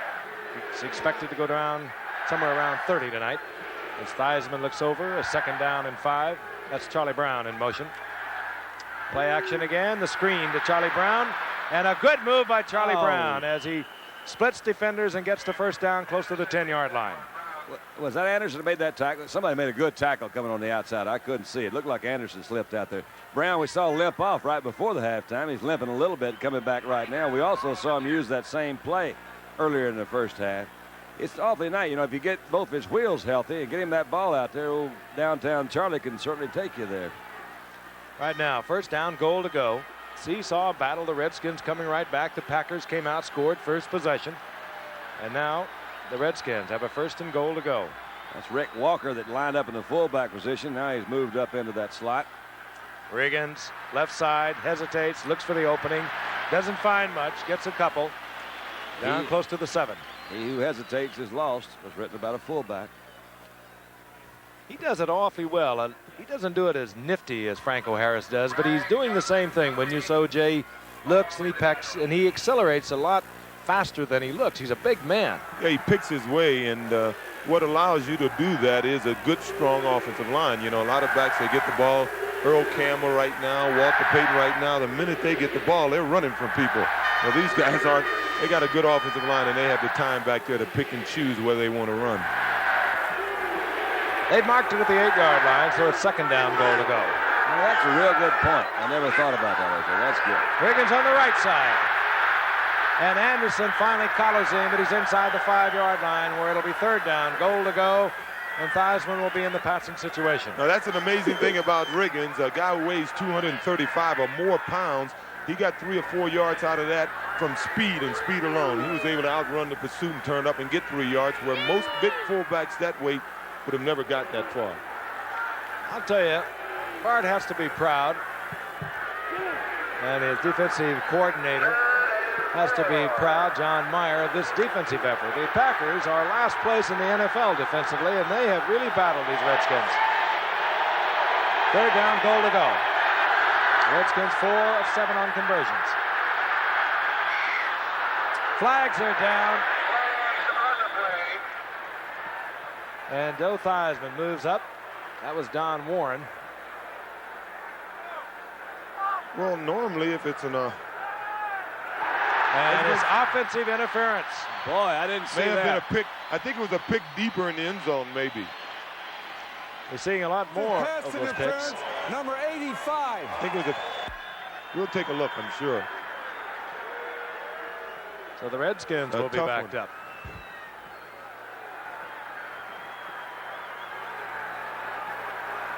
Watch the upper right-hand corner, and you might be able to pick up Don Warren. He was the guilty Redskin. There you go. Working off John Anderson, pushing away, and of course he was open. Well, it wasn't a pick. I guess they said he ran right into his man, pushed off to get open. So now Theismann has a third down, goal to go, but the ball is back at the 14-yard line. That changes things considerably. Charlie Brown, the wide receiver, to the right. Art Monk goes to the left. And Giaquinto is in the slot. That was a messed up some way. Theismann and Giaquinto, apparently the intended receiver. Theismann just had to unload it, and we're going to see Mark Mosley. That was a messed up play. You could almost tell. You see Warren trying to wave to Giaquinto before that ball was snapped. You got to figure somebody missed the signals in there. Well, that was a big penalty, because even though they may get the field goal here, they're still 2 scores down. Yeah. So in a sense, this drive has not hurt the Green Bay Packers at all. And again, Don Warren, guilty of offensive interference. 31-yard attempt now, Mark Mosley. Well, that was right through the middle. And he pops it through, and the Redskins have to settle for 3. Good defense, and the penalty hurt. Packers 31, the Redskins 23. Harlan Huckleby is deep for Green Bay. Jeff Hayes setting it up. And we've got the Pack on one of their good nights. They've been alternating all season. When they're bad, they're very bad. And when they're good, they're very good. And Jeff Hayes dribbles it along the ground. Huckleby from the 8-yard line. And Huckleby will give quarterback Lynn Dickey good field position out around the 31-yard line. So Theismann, I think you're right, Don. He just was forced on that 3rd and goal from the 14-yard line to throw that football away, and he wanted 6, not 3. Yeah, it didn't look like they had that one all in sync. Well, you can see him shaking his head there. He's a little upset with himself, but he's got a lot of time, and you can bet Joe Theismann will be back before this game's over. He'll make it interesting. He's firmly convinced he can beat anyone at any time, and he's made believers out of a lot of people who never thought so. On first down, Dickey again to the air. This is Phil Epps, the speedster, second-year man out of TCU, who, like Kaufman, can really get downfield in a hurry. Yeah, we saw a glimpse of him earlier on a return. You're talking about fast. This guy's had the 5th fastest 60-yard dash in history. In the world. Not the 5th fastest last year. In history of mankind. In the universe. In the galaxy. And that's a whole lot of time. So if you ever have something delivered 60 yards, call Phil Epps. He's from Atlanta, Texas. Beats Federal Express. Second down to 4, gain of 6 by Epps. Ivory, and he is hammered over the right side. And nobody blocked over. No wonder he got hammered. Those guys were back there before he got there. I'll tell you, Dexter Manley and Neil Okowitz were right there. Wanda Jefferson and daughter Tiffany. DeWanda. Remember her as the Superstars, Don? Yep. Nick Tiffany was down there, too. That's the little daughter. Well, I'm a little surprised. Their receivers had time to rest on that drive of the Redskins. If I was them, I'd throw the ball every down now. Third down, long 6. Ivory loses a couple. Green Bay from the 35. Boom. Dickey. And he got out with his helmet intact as he was buried. Dexter Manley was there. Tony McGee, Mr. Sack for the Washington Redskins, was also the man who forced Dickey into the sack. Good isolation on Manley there. You see him 72. He almost jumped off sides. Comes give a pretty nice, what they call a slap and jerk. Just fighting him off. That was all strength. He almost stripped the jersey of Swanky. He did, didn't he? The worst thing that just happened on that drive is that it is getting late in the game. The Green Bay defense is maybe getting a little tired, and they would have wished the Green Bay offense would have got at least, And it's blocked. Lucky Scribner's first punt is blocked, and the Redskins have it. Lucky Scribner's punt was blocked by number 48, Ken Coffey, coming from the outside.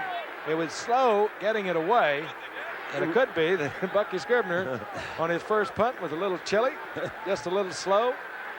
And Coffey got it. Boy, he was there. I mean, it was not even close. He had it all the way. Let's see if we can pick it up. Comes in. He timed that snap just right. Left-footed kicker. Wham. The rush is from the right. Yeah, what he did, he went out and double teamed on the outside man. They thought they were going to block and try to have a return, and he rushed instead. Real nice play on that On part. first and 10, Joe Washington breaks back, runs right into the arms of Rich Wingo, but he gets a couple. That was really kind of one of the, well, we had an interception.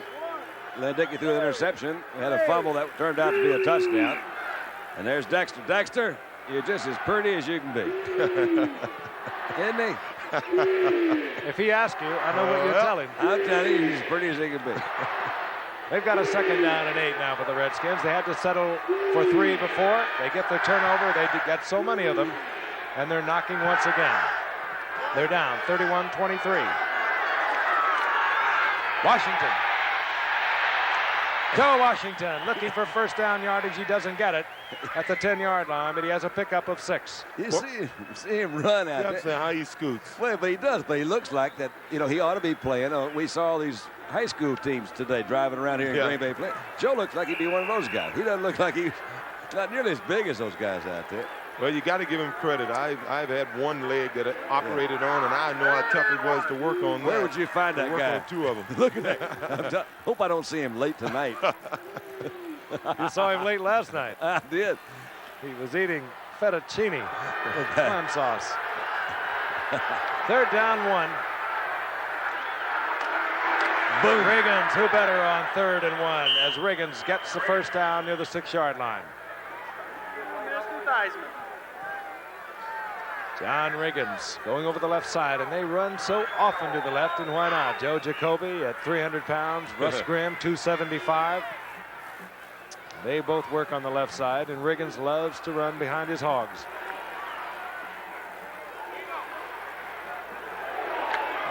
I figured that one out. The last 20 times they've been inside the opponent's 20, they've scored. Is that what that says? Yeah, I read that for the post. First down, goal to go. Washington sprinting for the corner. And he didn't make it. And he does not beat John Anderson. When he might have got a half a yard out of it. It sure looked like he was going to score when he first went out there. Big Anderson. It's only about 35 right now. What? 35 degrees. Yeah, he's got a little antifreeze in him. Who are you guys talking about? Did I miss something? What was that? Well, yes, you did. Okay. We'll get to it later. Okay. Second down, goal to go.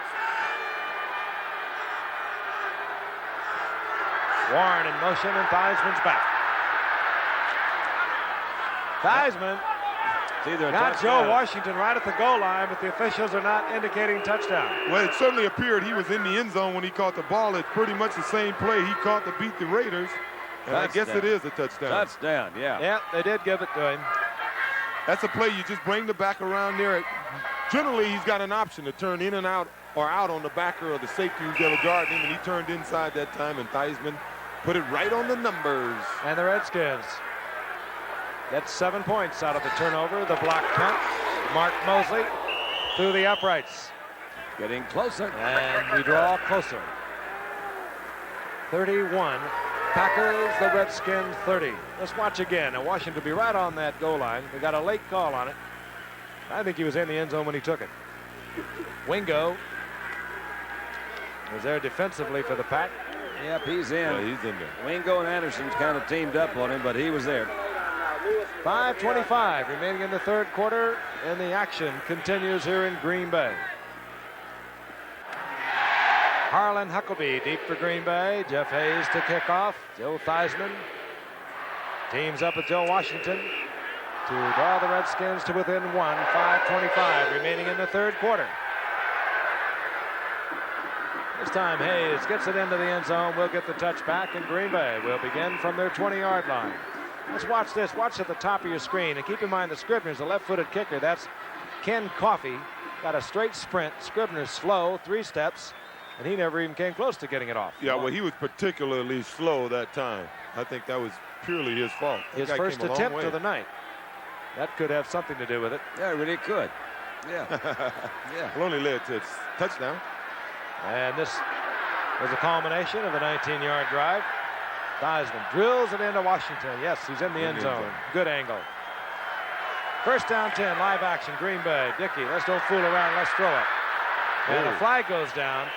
And we're going to get a holding call, I think, against Green Bay. Well, that's what really upsets you. You know, when you get a holding call after they've already trapped you, you go back to the huddle and say, look, I don't mind you holding them, but hold them good. Yeah. That was Big Dave Butts pressuring Dickey. Charlie Brown has been limping pretty much since the first quarter. Appears to be that old ankle they're trying to tape up there. You can do it. Go downtown, Charlie. Larry McCarron was holding for Green Bay. Washington declines the penalty. They had Dickey down at the 14-yard line, a loss of 6. So it'll be second down and 16. Washington wants the football back. They don't want to give Dickey any more time to throw it. They may want Bucky to punt again. I'm telling Dickey, you, and it's Butts once again. Oh, man. Well, I tell you, that's 2 plays in a row they got to him. It was great on their defensive linemen because the receivers are both wide open. The loss now back to the 7-yard line. Third down, 23.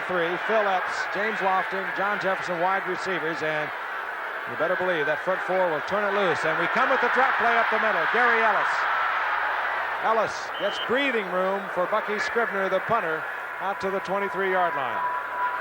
Well, what I was trying to say at the last time they were about to punt, the big problem here is that the offense of the Green Bay Packers haven't given their defense time to rest. The Redskins are a powerful team. They've been wearing them down, and it's been 3 plays and out the last 2 times Green Bay has had the ball. Here's a man that can hurt you. Mike Nelms, Pro Bowler, well, he came in 81. He's been the Pro Bowl return man the last 3 seasons, averaging a little over 10-8 thus far this season. And Bucky Scribner will hurry this a little bit. Good kick. It takes Nelms back to the 35-yard line. That Nelms goes for it, doesn't he? And Nelms hurtling out over the 45-yard line, and Joe Theismann will have good field position for his Redskins offense.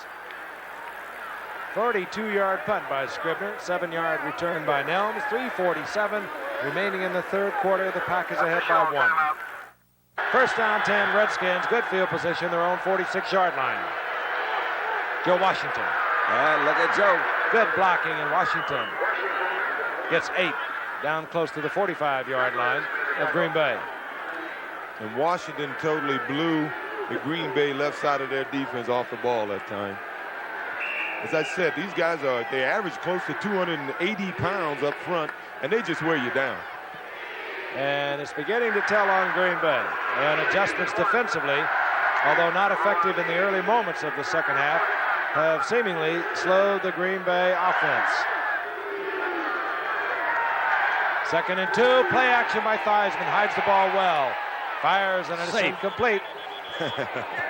Gets it in to the tight end, Don Warren, and there's yardage for the first down at the 35-yard line of Green Bay. We call that a classic case of catching the ball before you run. That's right. I bet you catch it and you don't run. That's right. Well, I tell you what, the ball was a little low. It was a little inside, but Don made a good move. He just slid in there. Theismann hides that ball well, doesn't he? He does. He's good. But you know, it really is. They've got a good offense to run play action type passes, and he does execute those very well. This is kind of a new look. Two big wide receivers split right. So I think I'll just run that way. Washington.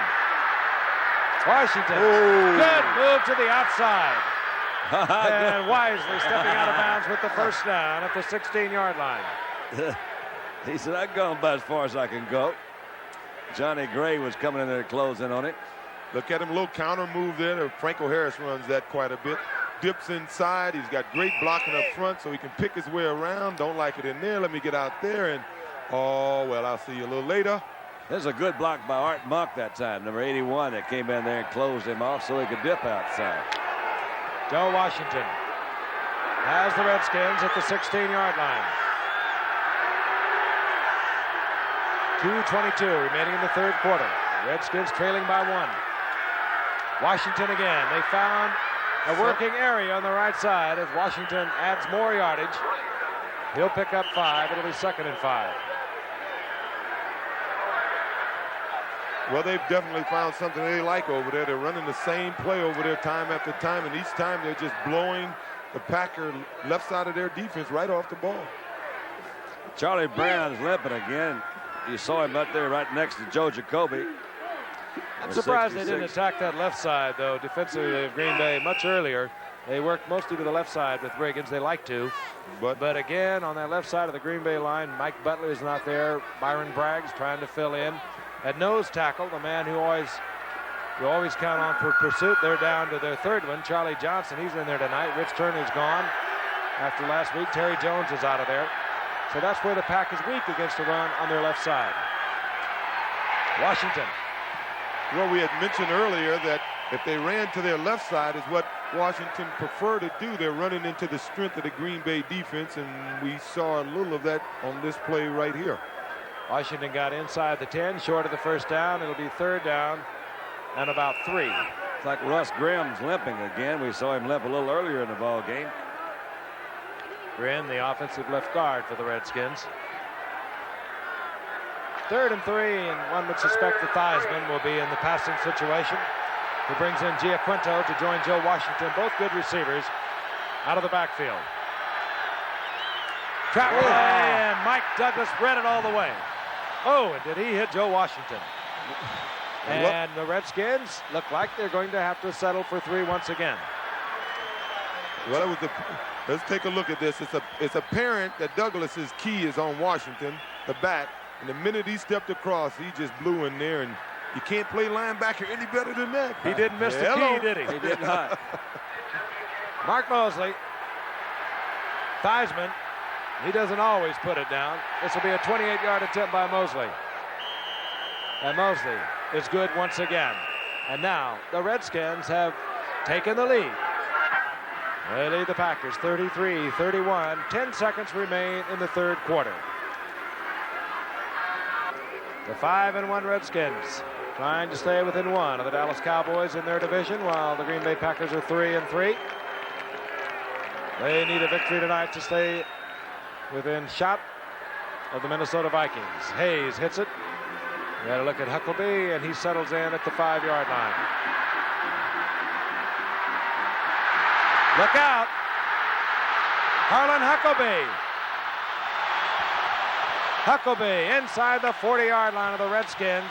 Brian Carpenter made the save for the Redskins. That's Huckabee's longest return of his career, 56 yards. Well, Green Bay needed something. They needed somebody to get him going, and Harlan Huckabee, who came from Michigan, he was a super back for them. I thought we would have heard more about him since he's been a pro, but tonight he's really doing a good job on these returns, and he did a super job of picking his way through there. I thought at one point he was going to run away with it right here. Good running by Harlan Huckabee, and Green Bay comes roaring right back. They trail at the end of 3 quarters, 33-31. We'll return for fourth quarter action.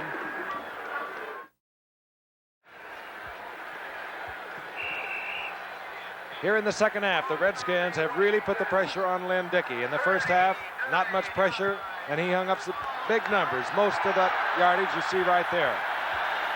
And now he has good field position at the Redskins' 40-yard line. First down and 10 Green Bay as we start the fourth quarter. And again on first down. Got him. Wide open. Down the sidelines, Gary Ellis. Yeah. And he's out of bounds at the 7-yard line. It'll be first down, goal to go. Mark Murphy made the saving tackle. It's amazing how easy you can make it look when you have the time to throw. That was a well-executed play all the way around. A little play action. You'll see him come out of the backfield, Ellis. A little quick fake to Eddie Lee up in the middle. He's got him 1-to-1 on the outside. They cleared it out. Trying to cover with the linebacker, Mel Kaufman. It'll never work against a speedy back like Ellis. But what do? You have to double cover Lofton. You have to show double coverage on Jefferson occasionally. First down, goal to go. Roll for Dickey. Eddie Lee Ivory tried to get it in. Good defensive effort. Over on the left side, it was Mel Kaufman. It'll be second down, goal to go. Well, if they've done anything defensively, they have seemed to be able to take Paul Kaufman away from Green Bay. In the last 2 drives, Green Bay's receivers were open. Unfortunately, Dickey didn't have the time to throw the ball. Dickey, 17 of 23, 260 yards. Second down, goal to go. Remember, the Redskins have the #1 defense in the NFL against a rush. So one could expect Dickey maybe play action and firing the ball. A reverse. A walk-in by the tight end, Gary Lewis. A beautiful call. Whoa. Absolutely beautiful call. That wasn't that pretty?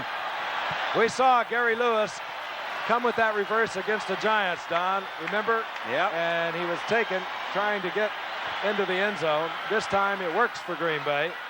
And they are back out on top. Well, a lot of folks, I guess we might as well go ahead and tell everybody, but the coaches had a meeting a little while ago, and they decided the first team to 50 wins. And it looks like they might both make it. Yeah, first team 50 wins, so you got to get in there and hustle with them. Stenerud is on. Come on, Jan. Zip. That's 71 points. The Packers draw out in front again, 38-33. That drive set up by a fine return of 56 yards on the kickoff by Harlan Huckleby. Let's take a look at Gary Lewis lining up in a double tight end type situation, and it's just a simple reverse. Curtis Jordan again comes up a little short. Bless his heart. He's been close to all the guys that scored all night. And the day of television, you don't want to be Wow. picked up too often close to the man who scores. Gary Ellis puts the Packers back out on top. We'll be back. They are as one on their feet. And they have something to cheer about tonight. Last week, a pitiful effort against Detroit. Detroit beating the Pack 38-14. They have roared back now and challenging the Redskins. They have the lead, 38-33. Mike Nelms brings it out for Washington. And a good return out to the 30-yard line. And Washington's offensive unit comes onto the field. Well, I bet this is the Packer team my old coach John McKay saw a few weeks ago. That sounds like the same one to me. They got off to a roaring start. Yeah, down in 49 Tampa. points in the first half. Take a look at the numbers now. We'll take a look at the halftime stats, and then we'll dissolve that over to what transpired in the third quarter. Washington adding more yardage, but Green Bay coming back. Washington's time of possession, 28 minutes to 16. First down, 10, Washington, live action. The screen, Art Monk. Good defensive effort. Mike McCoy there for the Pack. Well, that play didn't fool anyone. They were lucky to get 5 yards out of it. But they did get 5, and it's a pretty good offensive play, I think. After the Packers are all fired up and you got these fans behind them, throw something that you know you're going to complete. Maybe you pick up something. They picked up 5, could have picked up some more. They have actually marked it at the 33s. Give them 4. It'll be second down and 6. Joe Washington seeing a lot of action here in the second half.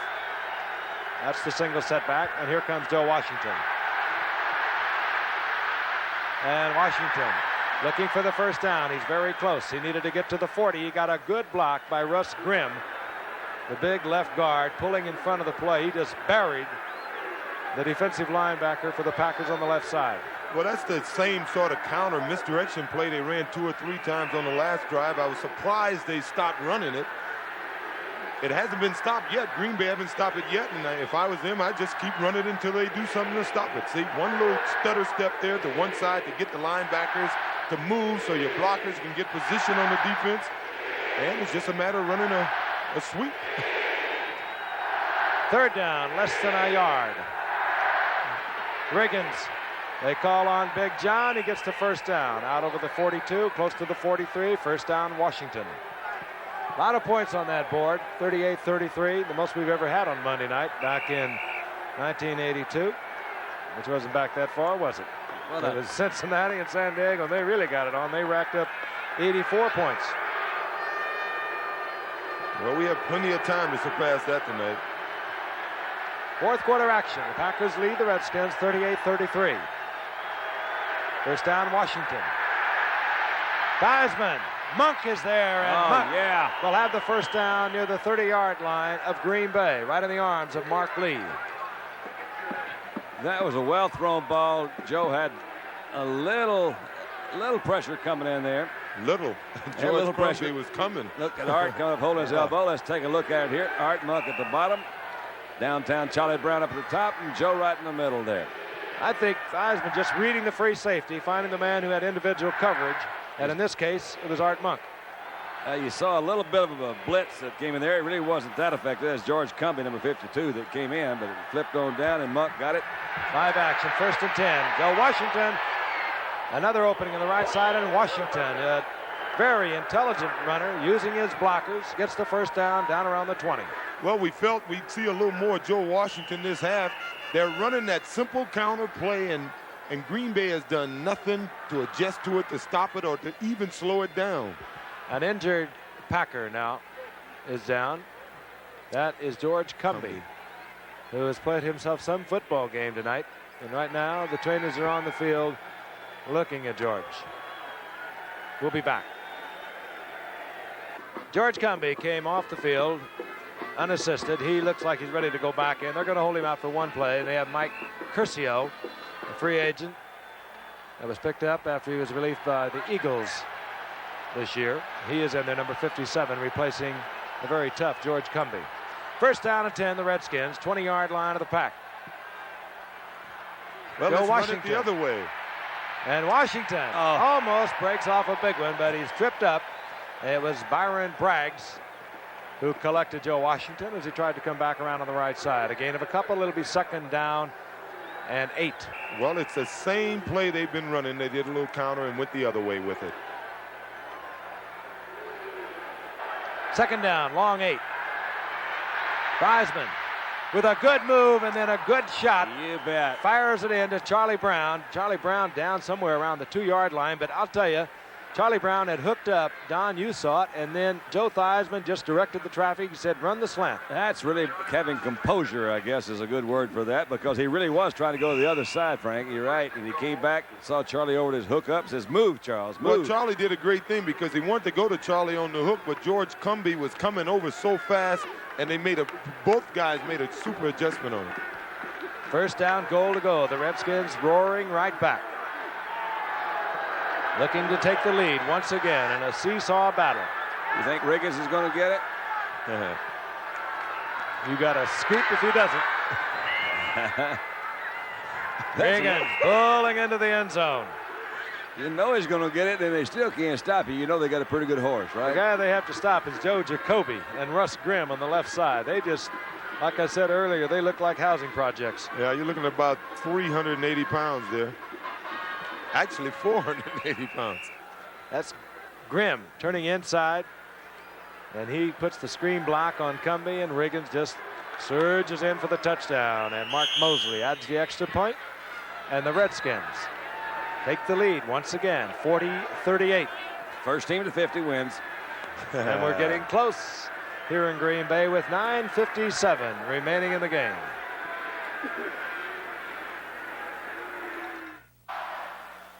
The Jockocracy, Frank Gifford, O.J. Simpson, Don Meredith, and we like this kind of football. It is really my fun. kind of ball. Yeah, Charlie Brown's been limping a little bit. Best we can figure out, it's either an ankle or foot of some sort because they keep going over there. We don't really have any information from it as the kickoff goes in the air. Hayes hits it.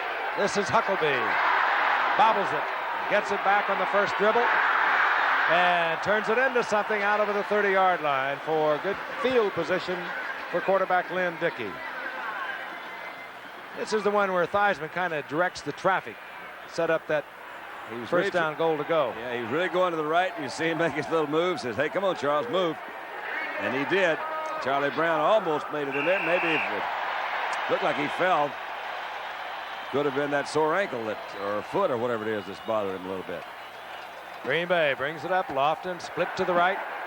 Jefferson to the left.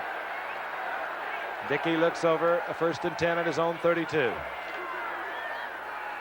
Play action by Dickey. Jefferson wide open. He'll have the first down.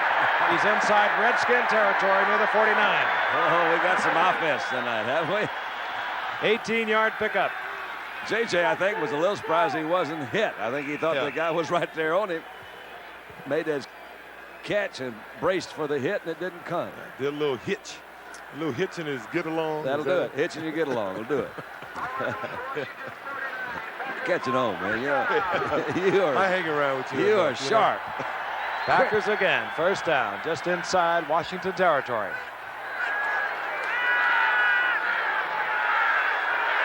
Dickey looks downfield, checks off to Mike Mead, and Mike Mead will get 5 yards to the 45-yard line, but Dickey wanted to go deep.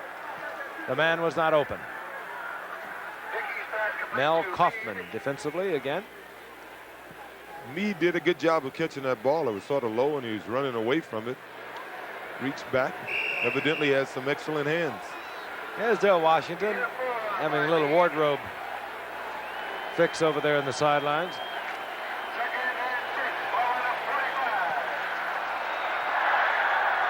Second down, long 5. Lofton split to the right, trying to pick up the automatics by Dickey, and he's screaming them out.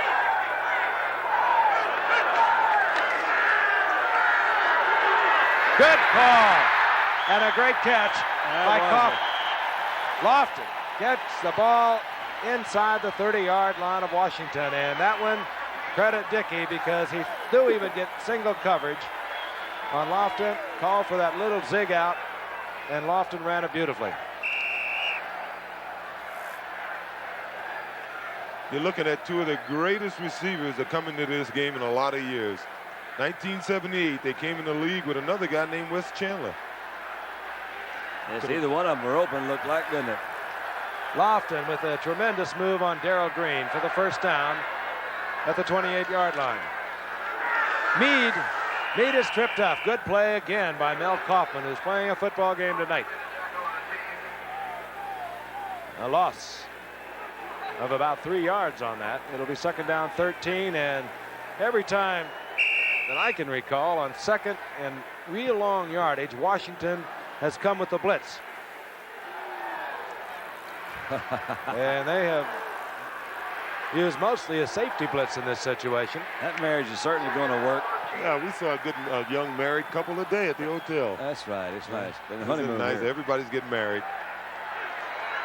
Dickey with a quick count. Not everybody. And good defensive play. It was Kaufman, and Rich Malott got back there to deflect it. We hear a boo there. I guess they figured it was pass interference. And a field goal would put the Packers back in the lead. But one would suspect they need a few more yards to make certain for Jan Stenerud. Third down, 13. Lofton right. Phil Epps has joined the wide receivers, Lofton and John Jefferson. Dickey, wide open, down the sidelines. Oh, yeah. Mike Mead. Beautiful move. And a great call by Bob Schnelker. He put all 3 wide receivers deep. He sent Mike Mead into the flat, beat the linebacker, touchdown, Green Bay. What a football game. Looked like Nehemiah going in the end zone, hurtling over the guy, huh? He did. And Dickey loved it. You see the expression on his face, a little wink in his eye. Hey, he said, we got him again. End zone replay here. You Dickey's see a good actor, too. Look at him look deep. throws to his Man running a little out pattern on a backer. I tell you, it was right in there too, wasn't it? Here's Nehemiah right here. All right. Nehemiah was a bullfrog. Jan Stenerud can break the all-time Monday night mark for points scored. We have 84 thus far scored. We now have 85. That's the highest we've ever had on the Monday night series. There's 7:23 remaining. All right. I love it. And Dickey now 21 of 28, 330 yards, and we still have time to go. Do they love it in Green Bay? Oh, yeah. And the Pack has been on the go tonight. Eddie Garcia to kick off. Mike Nelms is deep for Washington. The Packers on top, 45-40. Isn't that amazing? 45-40. First team to 50. Well, we're going to see if you're right. Nelms from the 9-yard line. And this time, Nelms is held at the 26-yard line. Hustling down there, Tim Lewis, the #1 draft pick of the Green Bay Packers, the rookie from Pittsburgh. And let's go back a moment ago. Phil Epps was in there along with Jefferson and Lofton. They all went deep. Dickey took a long deep. Meade circled out of the backfield, broke it off to the left, and he was wide open. That was right on the money, too, though. Good pass. Ooh. You like that, didn't you? Yeah, I like that. You like it. Right. And here comes Washington. If you recall the Raider game earlier this year, you know that they'll stay in there. They don't lose their poise. What? And Art Monk just overthrown by Joe Theismann. One of the few passes that he has missed tonight. He's been on the money pretty much. Let's see. Spit it out. Come All on. right. He's been on the money most of the time. Wershing. There you go. Ray, Ray Wershing. You've already done that. Yeah, all right. That was my problem. Okay. 7:07 remaining. Looks like a pinball machine. It does, doesn't it? Second down and 10. Don Warren, the tight end, adjusts. That's Giaquinto, number 30, in motion. Theismann has Monk, and he's open at midfield. It'll be first down, Washington at their own 49-yard line. Well, Giaquinto did a little funny motion. He did an about face and went the other way, and I think Murphy was supposed to go all the way with him. He got a little confused, and he found himself on a man. Take a look at Monk. Now, he just came back a couple of weeks ago. He had been out with a bad knee. His timing could be off just a little bit. He goes up, comes down with it, and gets the first down. Great football player out of Syracuse, where he had tremendous marks as a running back as well as a wide receiver, Art Monk. First and 10, Washington. Nobody home there. Somebody, there, he got it. And Washington ran into some Packers on the left, brought it back to the right, and picks up 6 yards when it looked like he was going to be stopped at the line of scrimmage. Well, they were trying to run that little counter they've been running all day, and it appears that the Green Bay Packers on the sideline got together and said, hey, made a little adjustment to stop that. As you can see, he'll take that step to his right. He's going to his left, and they made a nice little adjustment to stop that play. But Joe Washington, being the fine runner he is, made an adjustment himself. That's right. Second down and 4. Washington again. And again an opening, and Washington will have a first down inside the 40-yard line of Green Bay. And a game that has been remarkably free of penalties. And it almost seems as if the team that has the ball last is going to win. They're using, we mentioned earlier, they've got really two basic philosophies of offense, and they're kind of dictated by the running back they have in there. They have Joe Washington now. A little bit more of those kind of float a little bit, and let's see if we can find an opening. Where Riggins, they just try to run over you. Yeah, I think they use Riggins more when they're sitting on a lead and to control the ball, and when they have to score, they seem to go with Washington. That's probably right, yeah. First down and 10, Washington. A little more explosive. Play action, Theismann. Boom. Theismann will be sacked. Credit that to the defensive secondary of the Green Bay Packers. Byron Braggs reigns all over Theismann. There will be a loss of 7 and good coverage downfield. You're right on, O.J. Theismann had no place to put it. That's worked very well so most of the time tonight, where he does that little rollout, comes out, sets up, creates a new pocket for him. But this way. They just didn't seem to find the open man. There you had Johnny Gray. He was covering Mark. You had Mark Lee. He is all over Charlie Brown. Now it's second down, 16 for Theismann. He doesn't like what's going on defensively, either that or his personnel, and he uses a timeout. The Redskins have 2 remaining, 4:32 remaining in the game. This game more and more becomes like a game of chess. Every given situation demands different personnel. Well, you remember O.J. had 19 players playing defense for Pittsburgh last week, and it must have worked because they scored all the points. They must have had 24 playing yesterday. How many you got playing tonight, O.J.? You got to have at least. Well, they got just about everybody playing. Look at Joe, isn't he cute? Is that terrific? Interesting story. He came out, I think he thought he was going to be drafted a lot higher. He was a 4th-round draft pick of Miami. And so he went up to Toronto and had himself a couple of good years up there. And then George Allen, like Joe, really, when he was at Notre Dame, and he gave a 1st-round draft pick to Miami in '76 to, he gave it in '74, but it was a '76 1st-round pick to get Theismann. And he has turned into everything that George Allen thought he would. He seemed to be very inexpensive. One draft choice to get him was a very inexpensive car. Well, I'm not going to turn him out, I'll guarantee you. I might not turn this one out till it's all over. Yeah. In November the 27th, 1966, there were 113 points scored. By whom? 72 by Washington. And figure out the rest of it, they were playing the Giants. 41. Oh, juice, your math is incredible. You have got it. Theismann back on 2nd down and 16. Got a man going deep. Giaquinto. He makes a great catch. Was that That's nice? 2 tonight for Giaquinto. Right down the sideline, the same play. We talked about him earlier. He is a tremendous receiver. Don Shula found that out when he was with Miami, and Washington uses him well. He ran this play earlier in the game where he just swung out of the backfield and went down the sideline. He evidently is a lot faster than I thought he was. Well, I don't know whether he sure caught a good ball that time, didn't he? This is all. Let's look at it from the reverse angle. Good throw by Joe, but this ball, Giaquinto just goes right out on the fingertips. Nice catch, fella. See what he did. He didn't jump for it. He kept running, and that's a smart receiver. You'll cover a lot more ground if you keep your feet on the ground than you will leaping in the air. What is a disease that one basketball player mentioned? 1st down, 10, the ball at the 11-yard line. Joe Washington looks for the end zone, but takes it out of bounds at the 5-yard line. This is a crazy game. Yeah. Isn't it? This is a crazy one. I love it. That's the time remaining. And they'll have a hard time tying it because it's 45-40. Ezra Johnson's limping out there. You don't want him hurt because he's one of the big cogs over there in that. And there's a defensive Redskin line. down also, Don. Over in the far side of the field.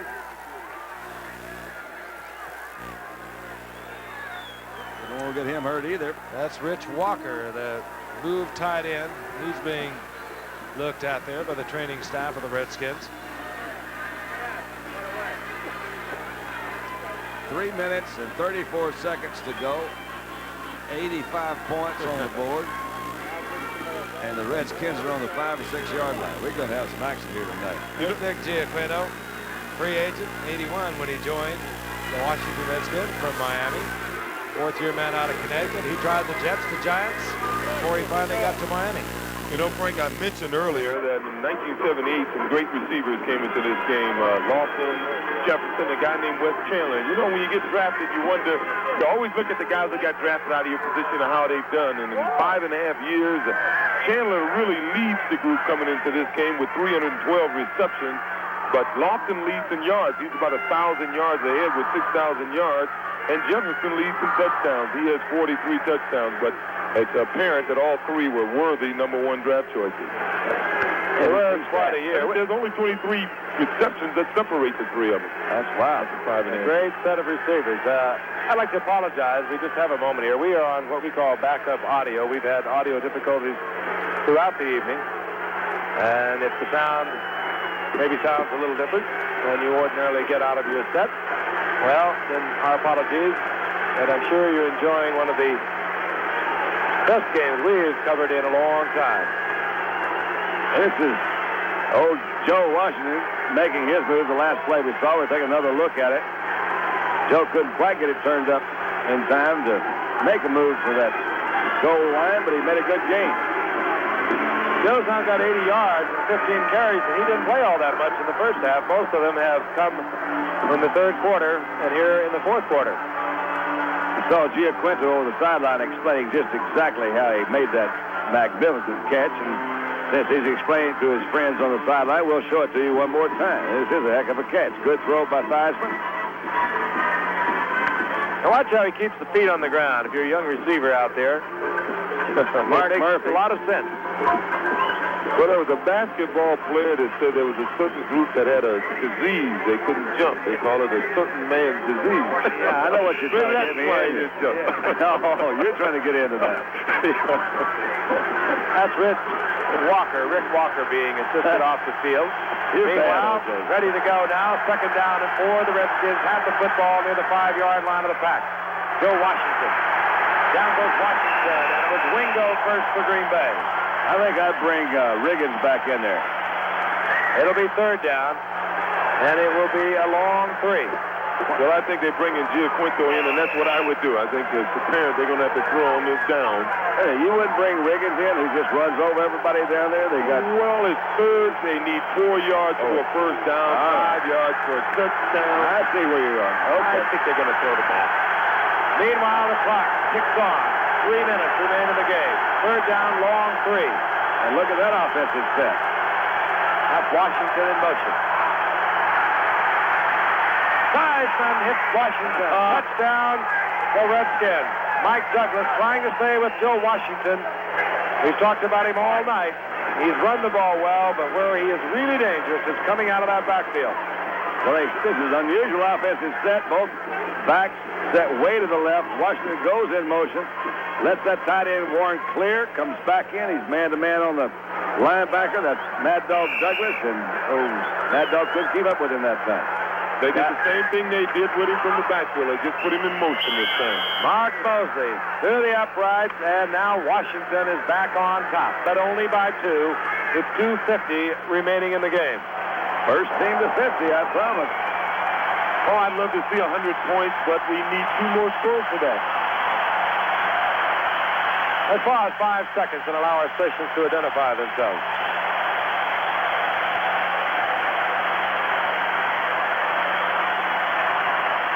For Green Bay, a field goal would put them back in the lead. That wouldn't necessarily assure a victory if they get it too quickly. But they can think in terms of a field goal. Green Bay has 3 timeouts remaining. The Redskins have 2. And Joe Washington, what a contribution he has made tonight.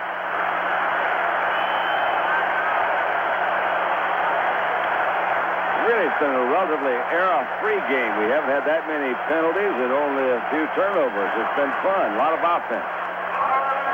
Jeff Hayes will kick it off. Harlan Huckabee, who had a 56-yard return earlier in the game, is deep for Green Bay. And here comes Huckabee from the 14-yard line. And Huckabee with another good return out to the 35, and Lynn Dickey brings out a fired-up offensive unit. It's our turn, guys. He said, let's go. Yep. They're playing our dance. Let's go. It's our serve. This is our call. All they have to do is hold their serve this time, and they can possibly win the game. Well, Frank made a good point unless they score too quickly. If they score too quickly, they get the ball back. They don't have a shot. 92 points. Bill Epps is in there, wide receiver, the great speedster out of TCU. Youngster, 12th round draft pick a year ago. He made this ball club, and he is a dangerous deep threat. He's split now, top of your screen. Looks like he might even have man-to-man coverage out there. Gary Ellis, single setback. He does. And the tight end, Kaufman, does not hold on. Good defensive coverage. That's Monty Coleman, just activated today. His first action of the season. He is a good pass defender.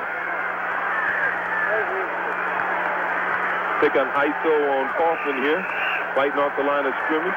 Look at Coleman stay right with him. Yeah, he did a good job. He really did. Second down and 10. Monty hasn't forgotten anything on his few days off. Austin is out, 2 wide receivers in, 2 setbacks. Dickey. And incomplete. Gary Ellis did not hold on. He did not have first down yardage. Again, Coleman back there defensively along with Ken Coffey as the Redskins now stay in their prevent. We're getting into a point where we're going to have to make an interesting decision on the Green Bay side.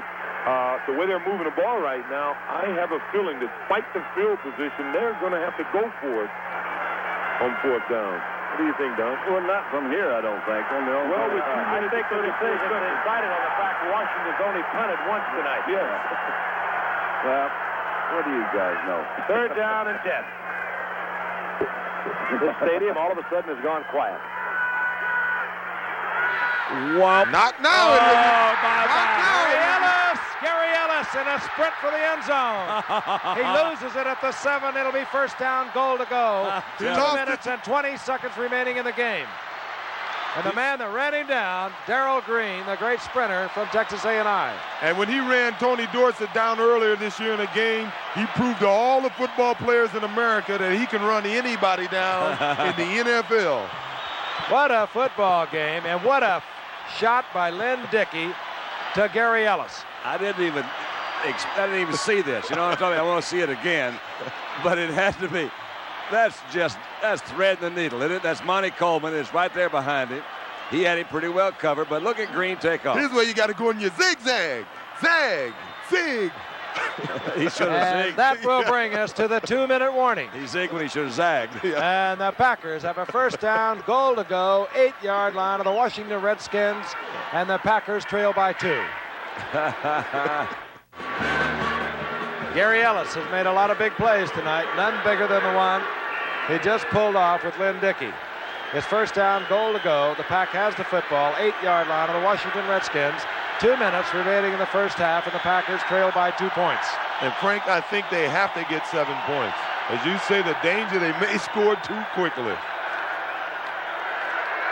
And look at Eddie Lee Ivory cover that football up, because the Redskins are noted for tackling that ball. They've got some good old heads down there. We'll rip it out of there. You want to know why they ran the ball? They want the Redskins to use up their timeout. And the Redskins accommodated them right there. They just called one. And they have 1 remaining.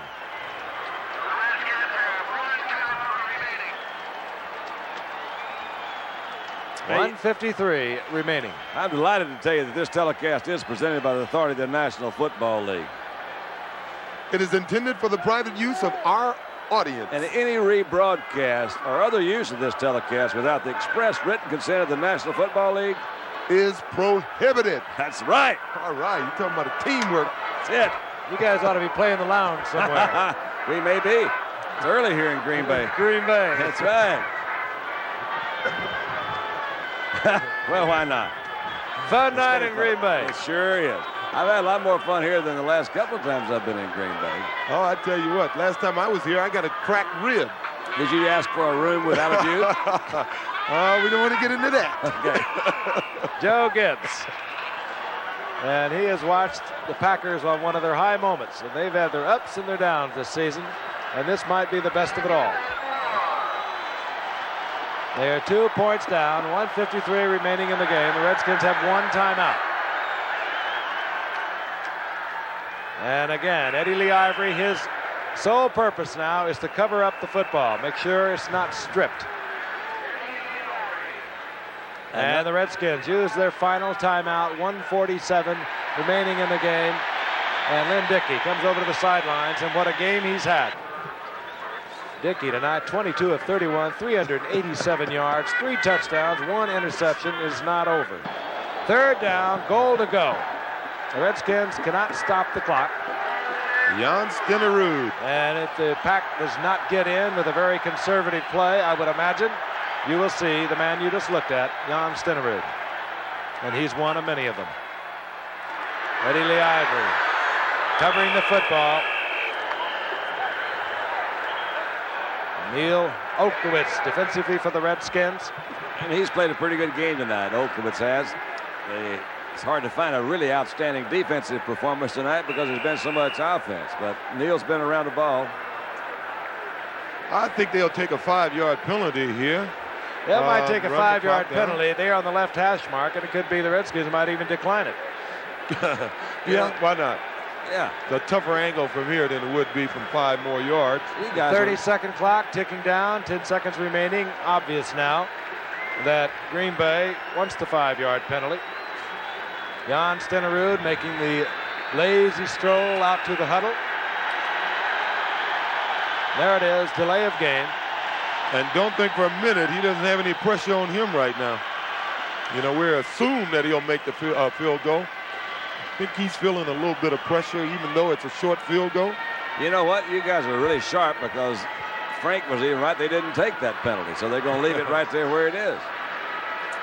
Boy, it's so nice being working with guys like you. They're experts in this game.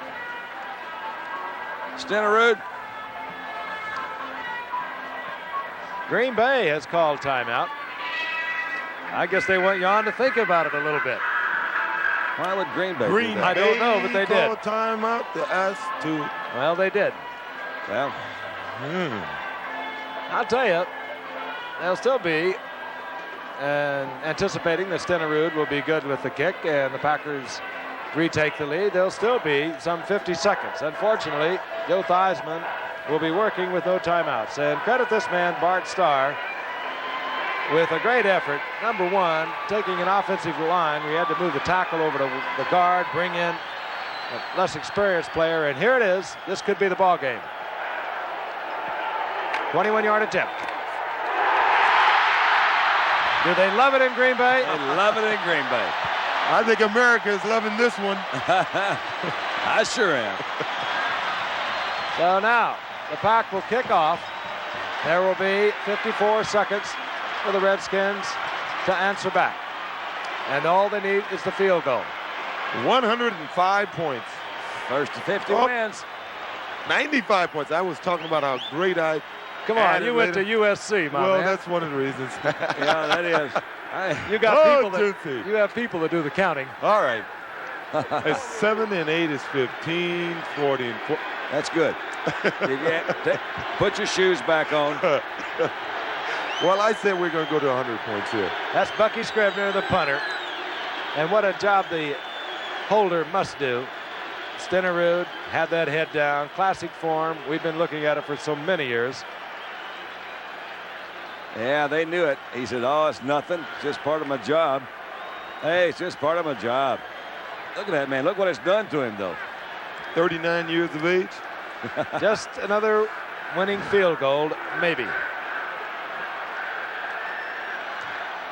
Eddie Garcia will kick off. Mike Nelms is deep. I don't think he'll see the ball. Yes, they kick straight away, and it will be Nelms. And Nelms to the 26-yard line where he's hit and hit hard. And here it comes. Again, a reminder, the Redskins have no more timeouts.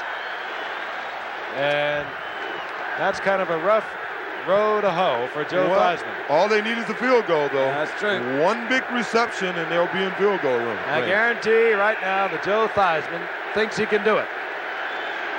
Well, I'm not so convinced that he can either, so I'm not going to hum any tunes right now.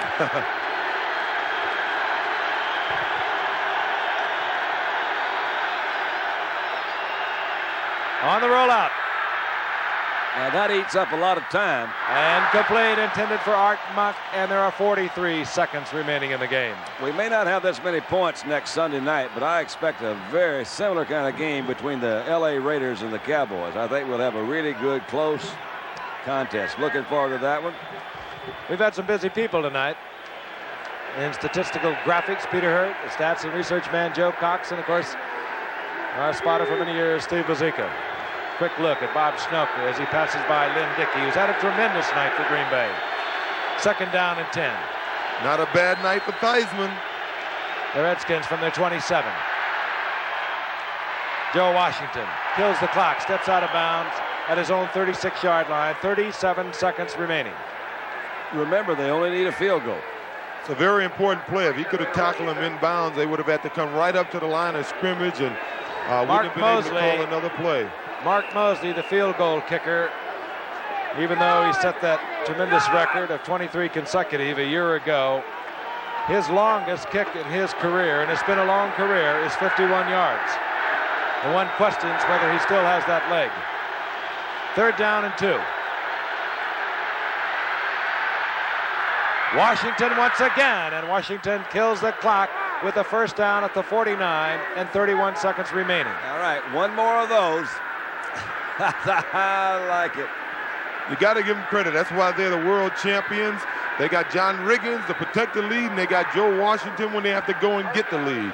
Green Bay thinking everything now to the outside. With 31 seconds, one wonders maybe if you don't call 2 plays in the huddle, go up the middle. That's where you'll get the big gainer. That's right. And then line up in a hurry and throw it out of bounds and kill the clock.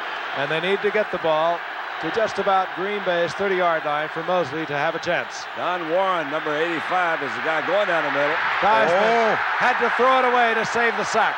That's right. Good move by Theismann. Kill the clock, too.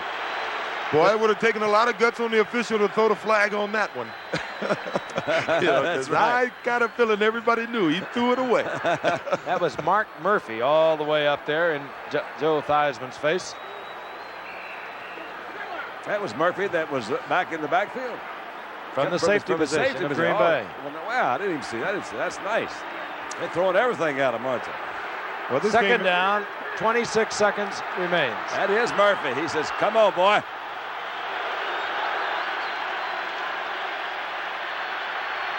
Theismann has the time. Washington. And Washington this time to the 41-yard line. Not quite close enough. But he'll have a 1st down. And they have time enough for at least 2 more passes.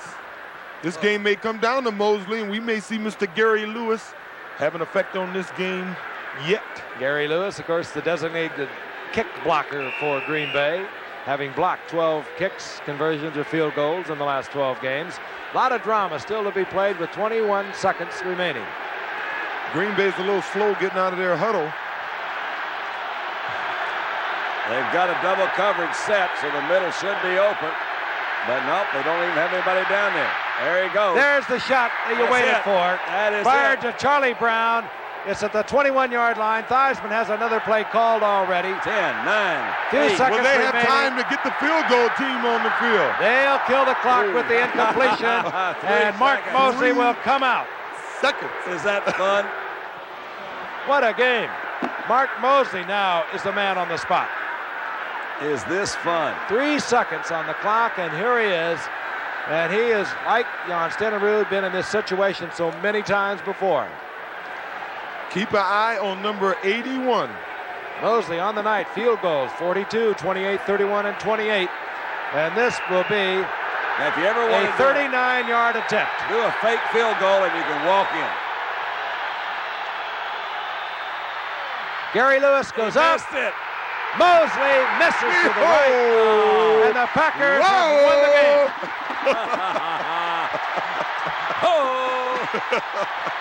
And the Packers Oh, delirious. fans are coming out onto the field.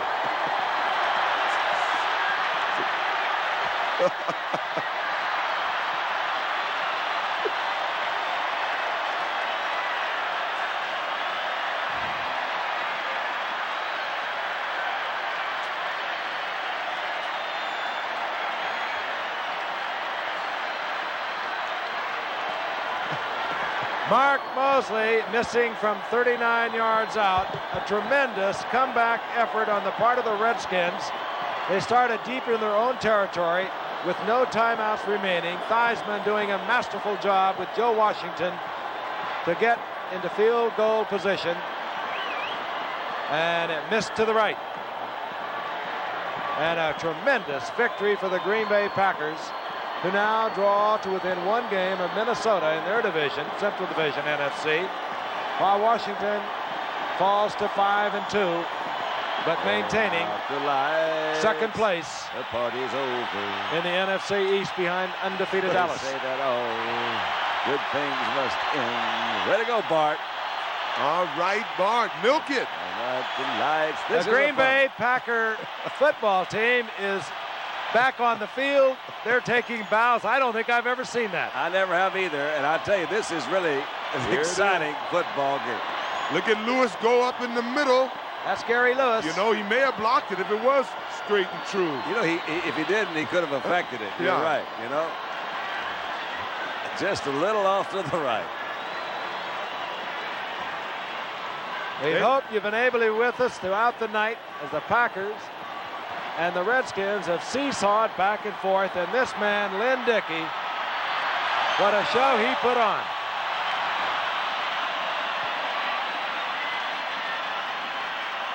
Lynn Dickey, who has missed 53 games in his career with injuries, a broken leg, a dislocated hip. He came out along with a fired up Packer defense, and they have defeated the Washington Redskins.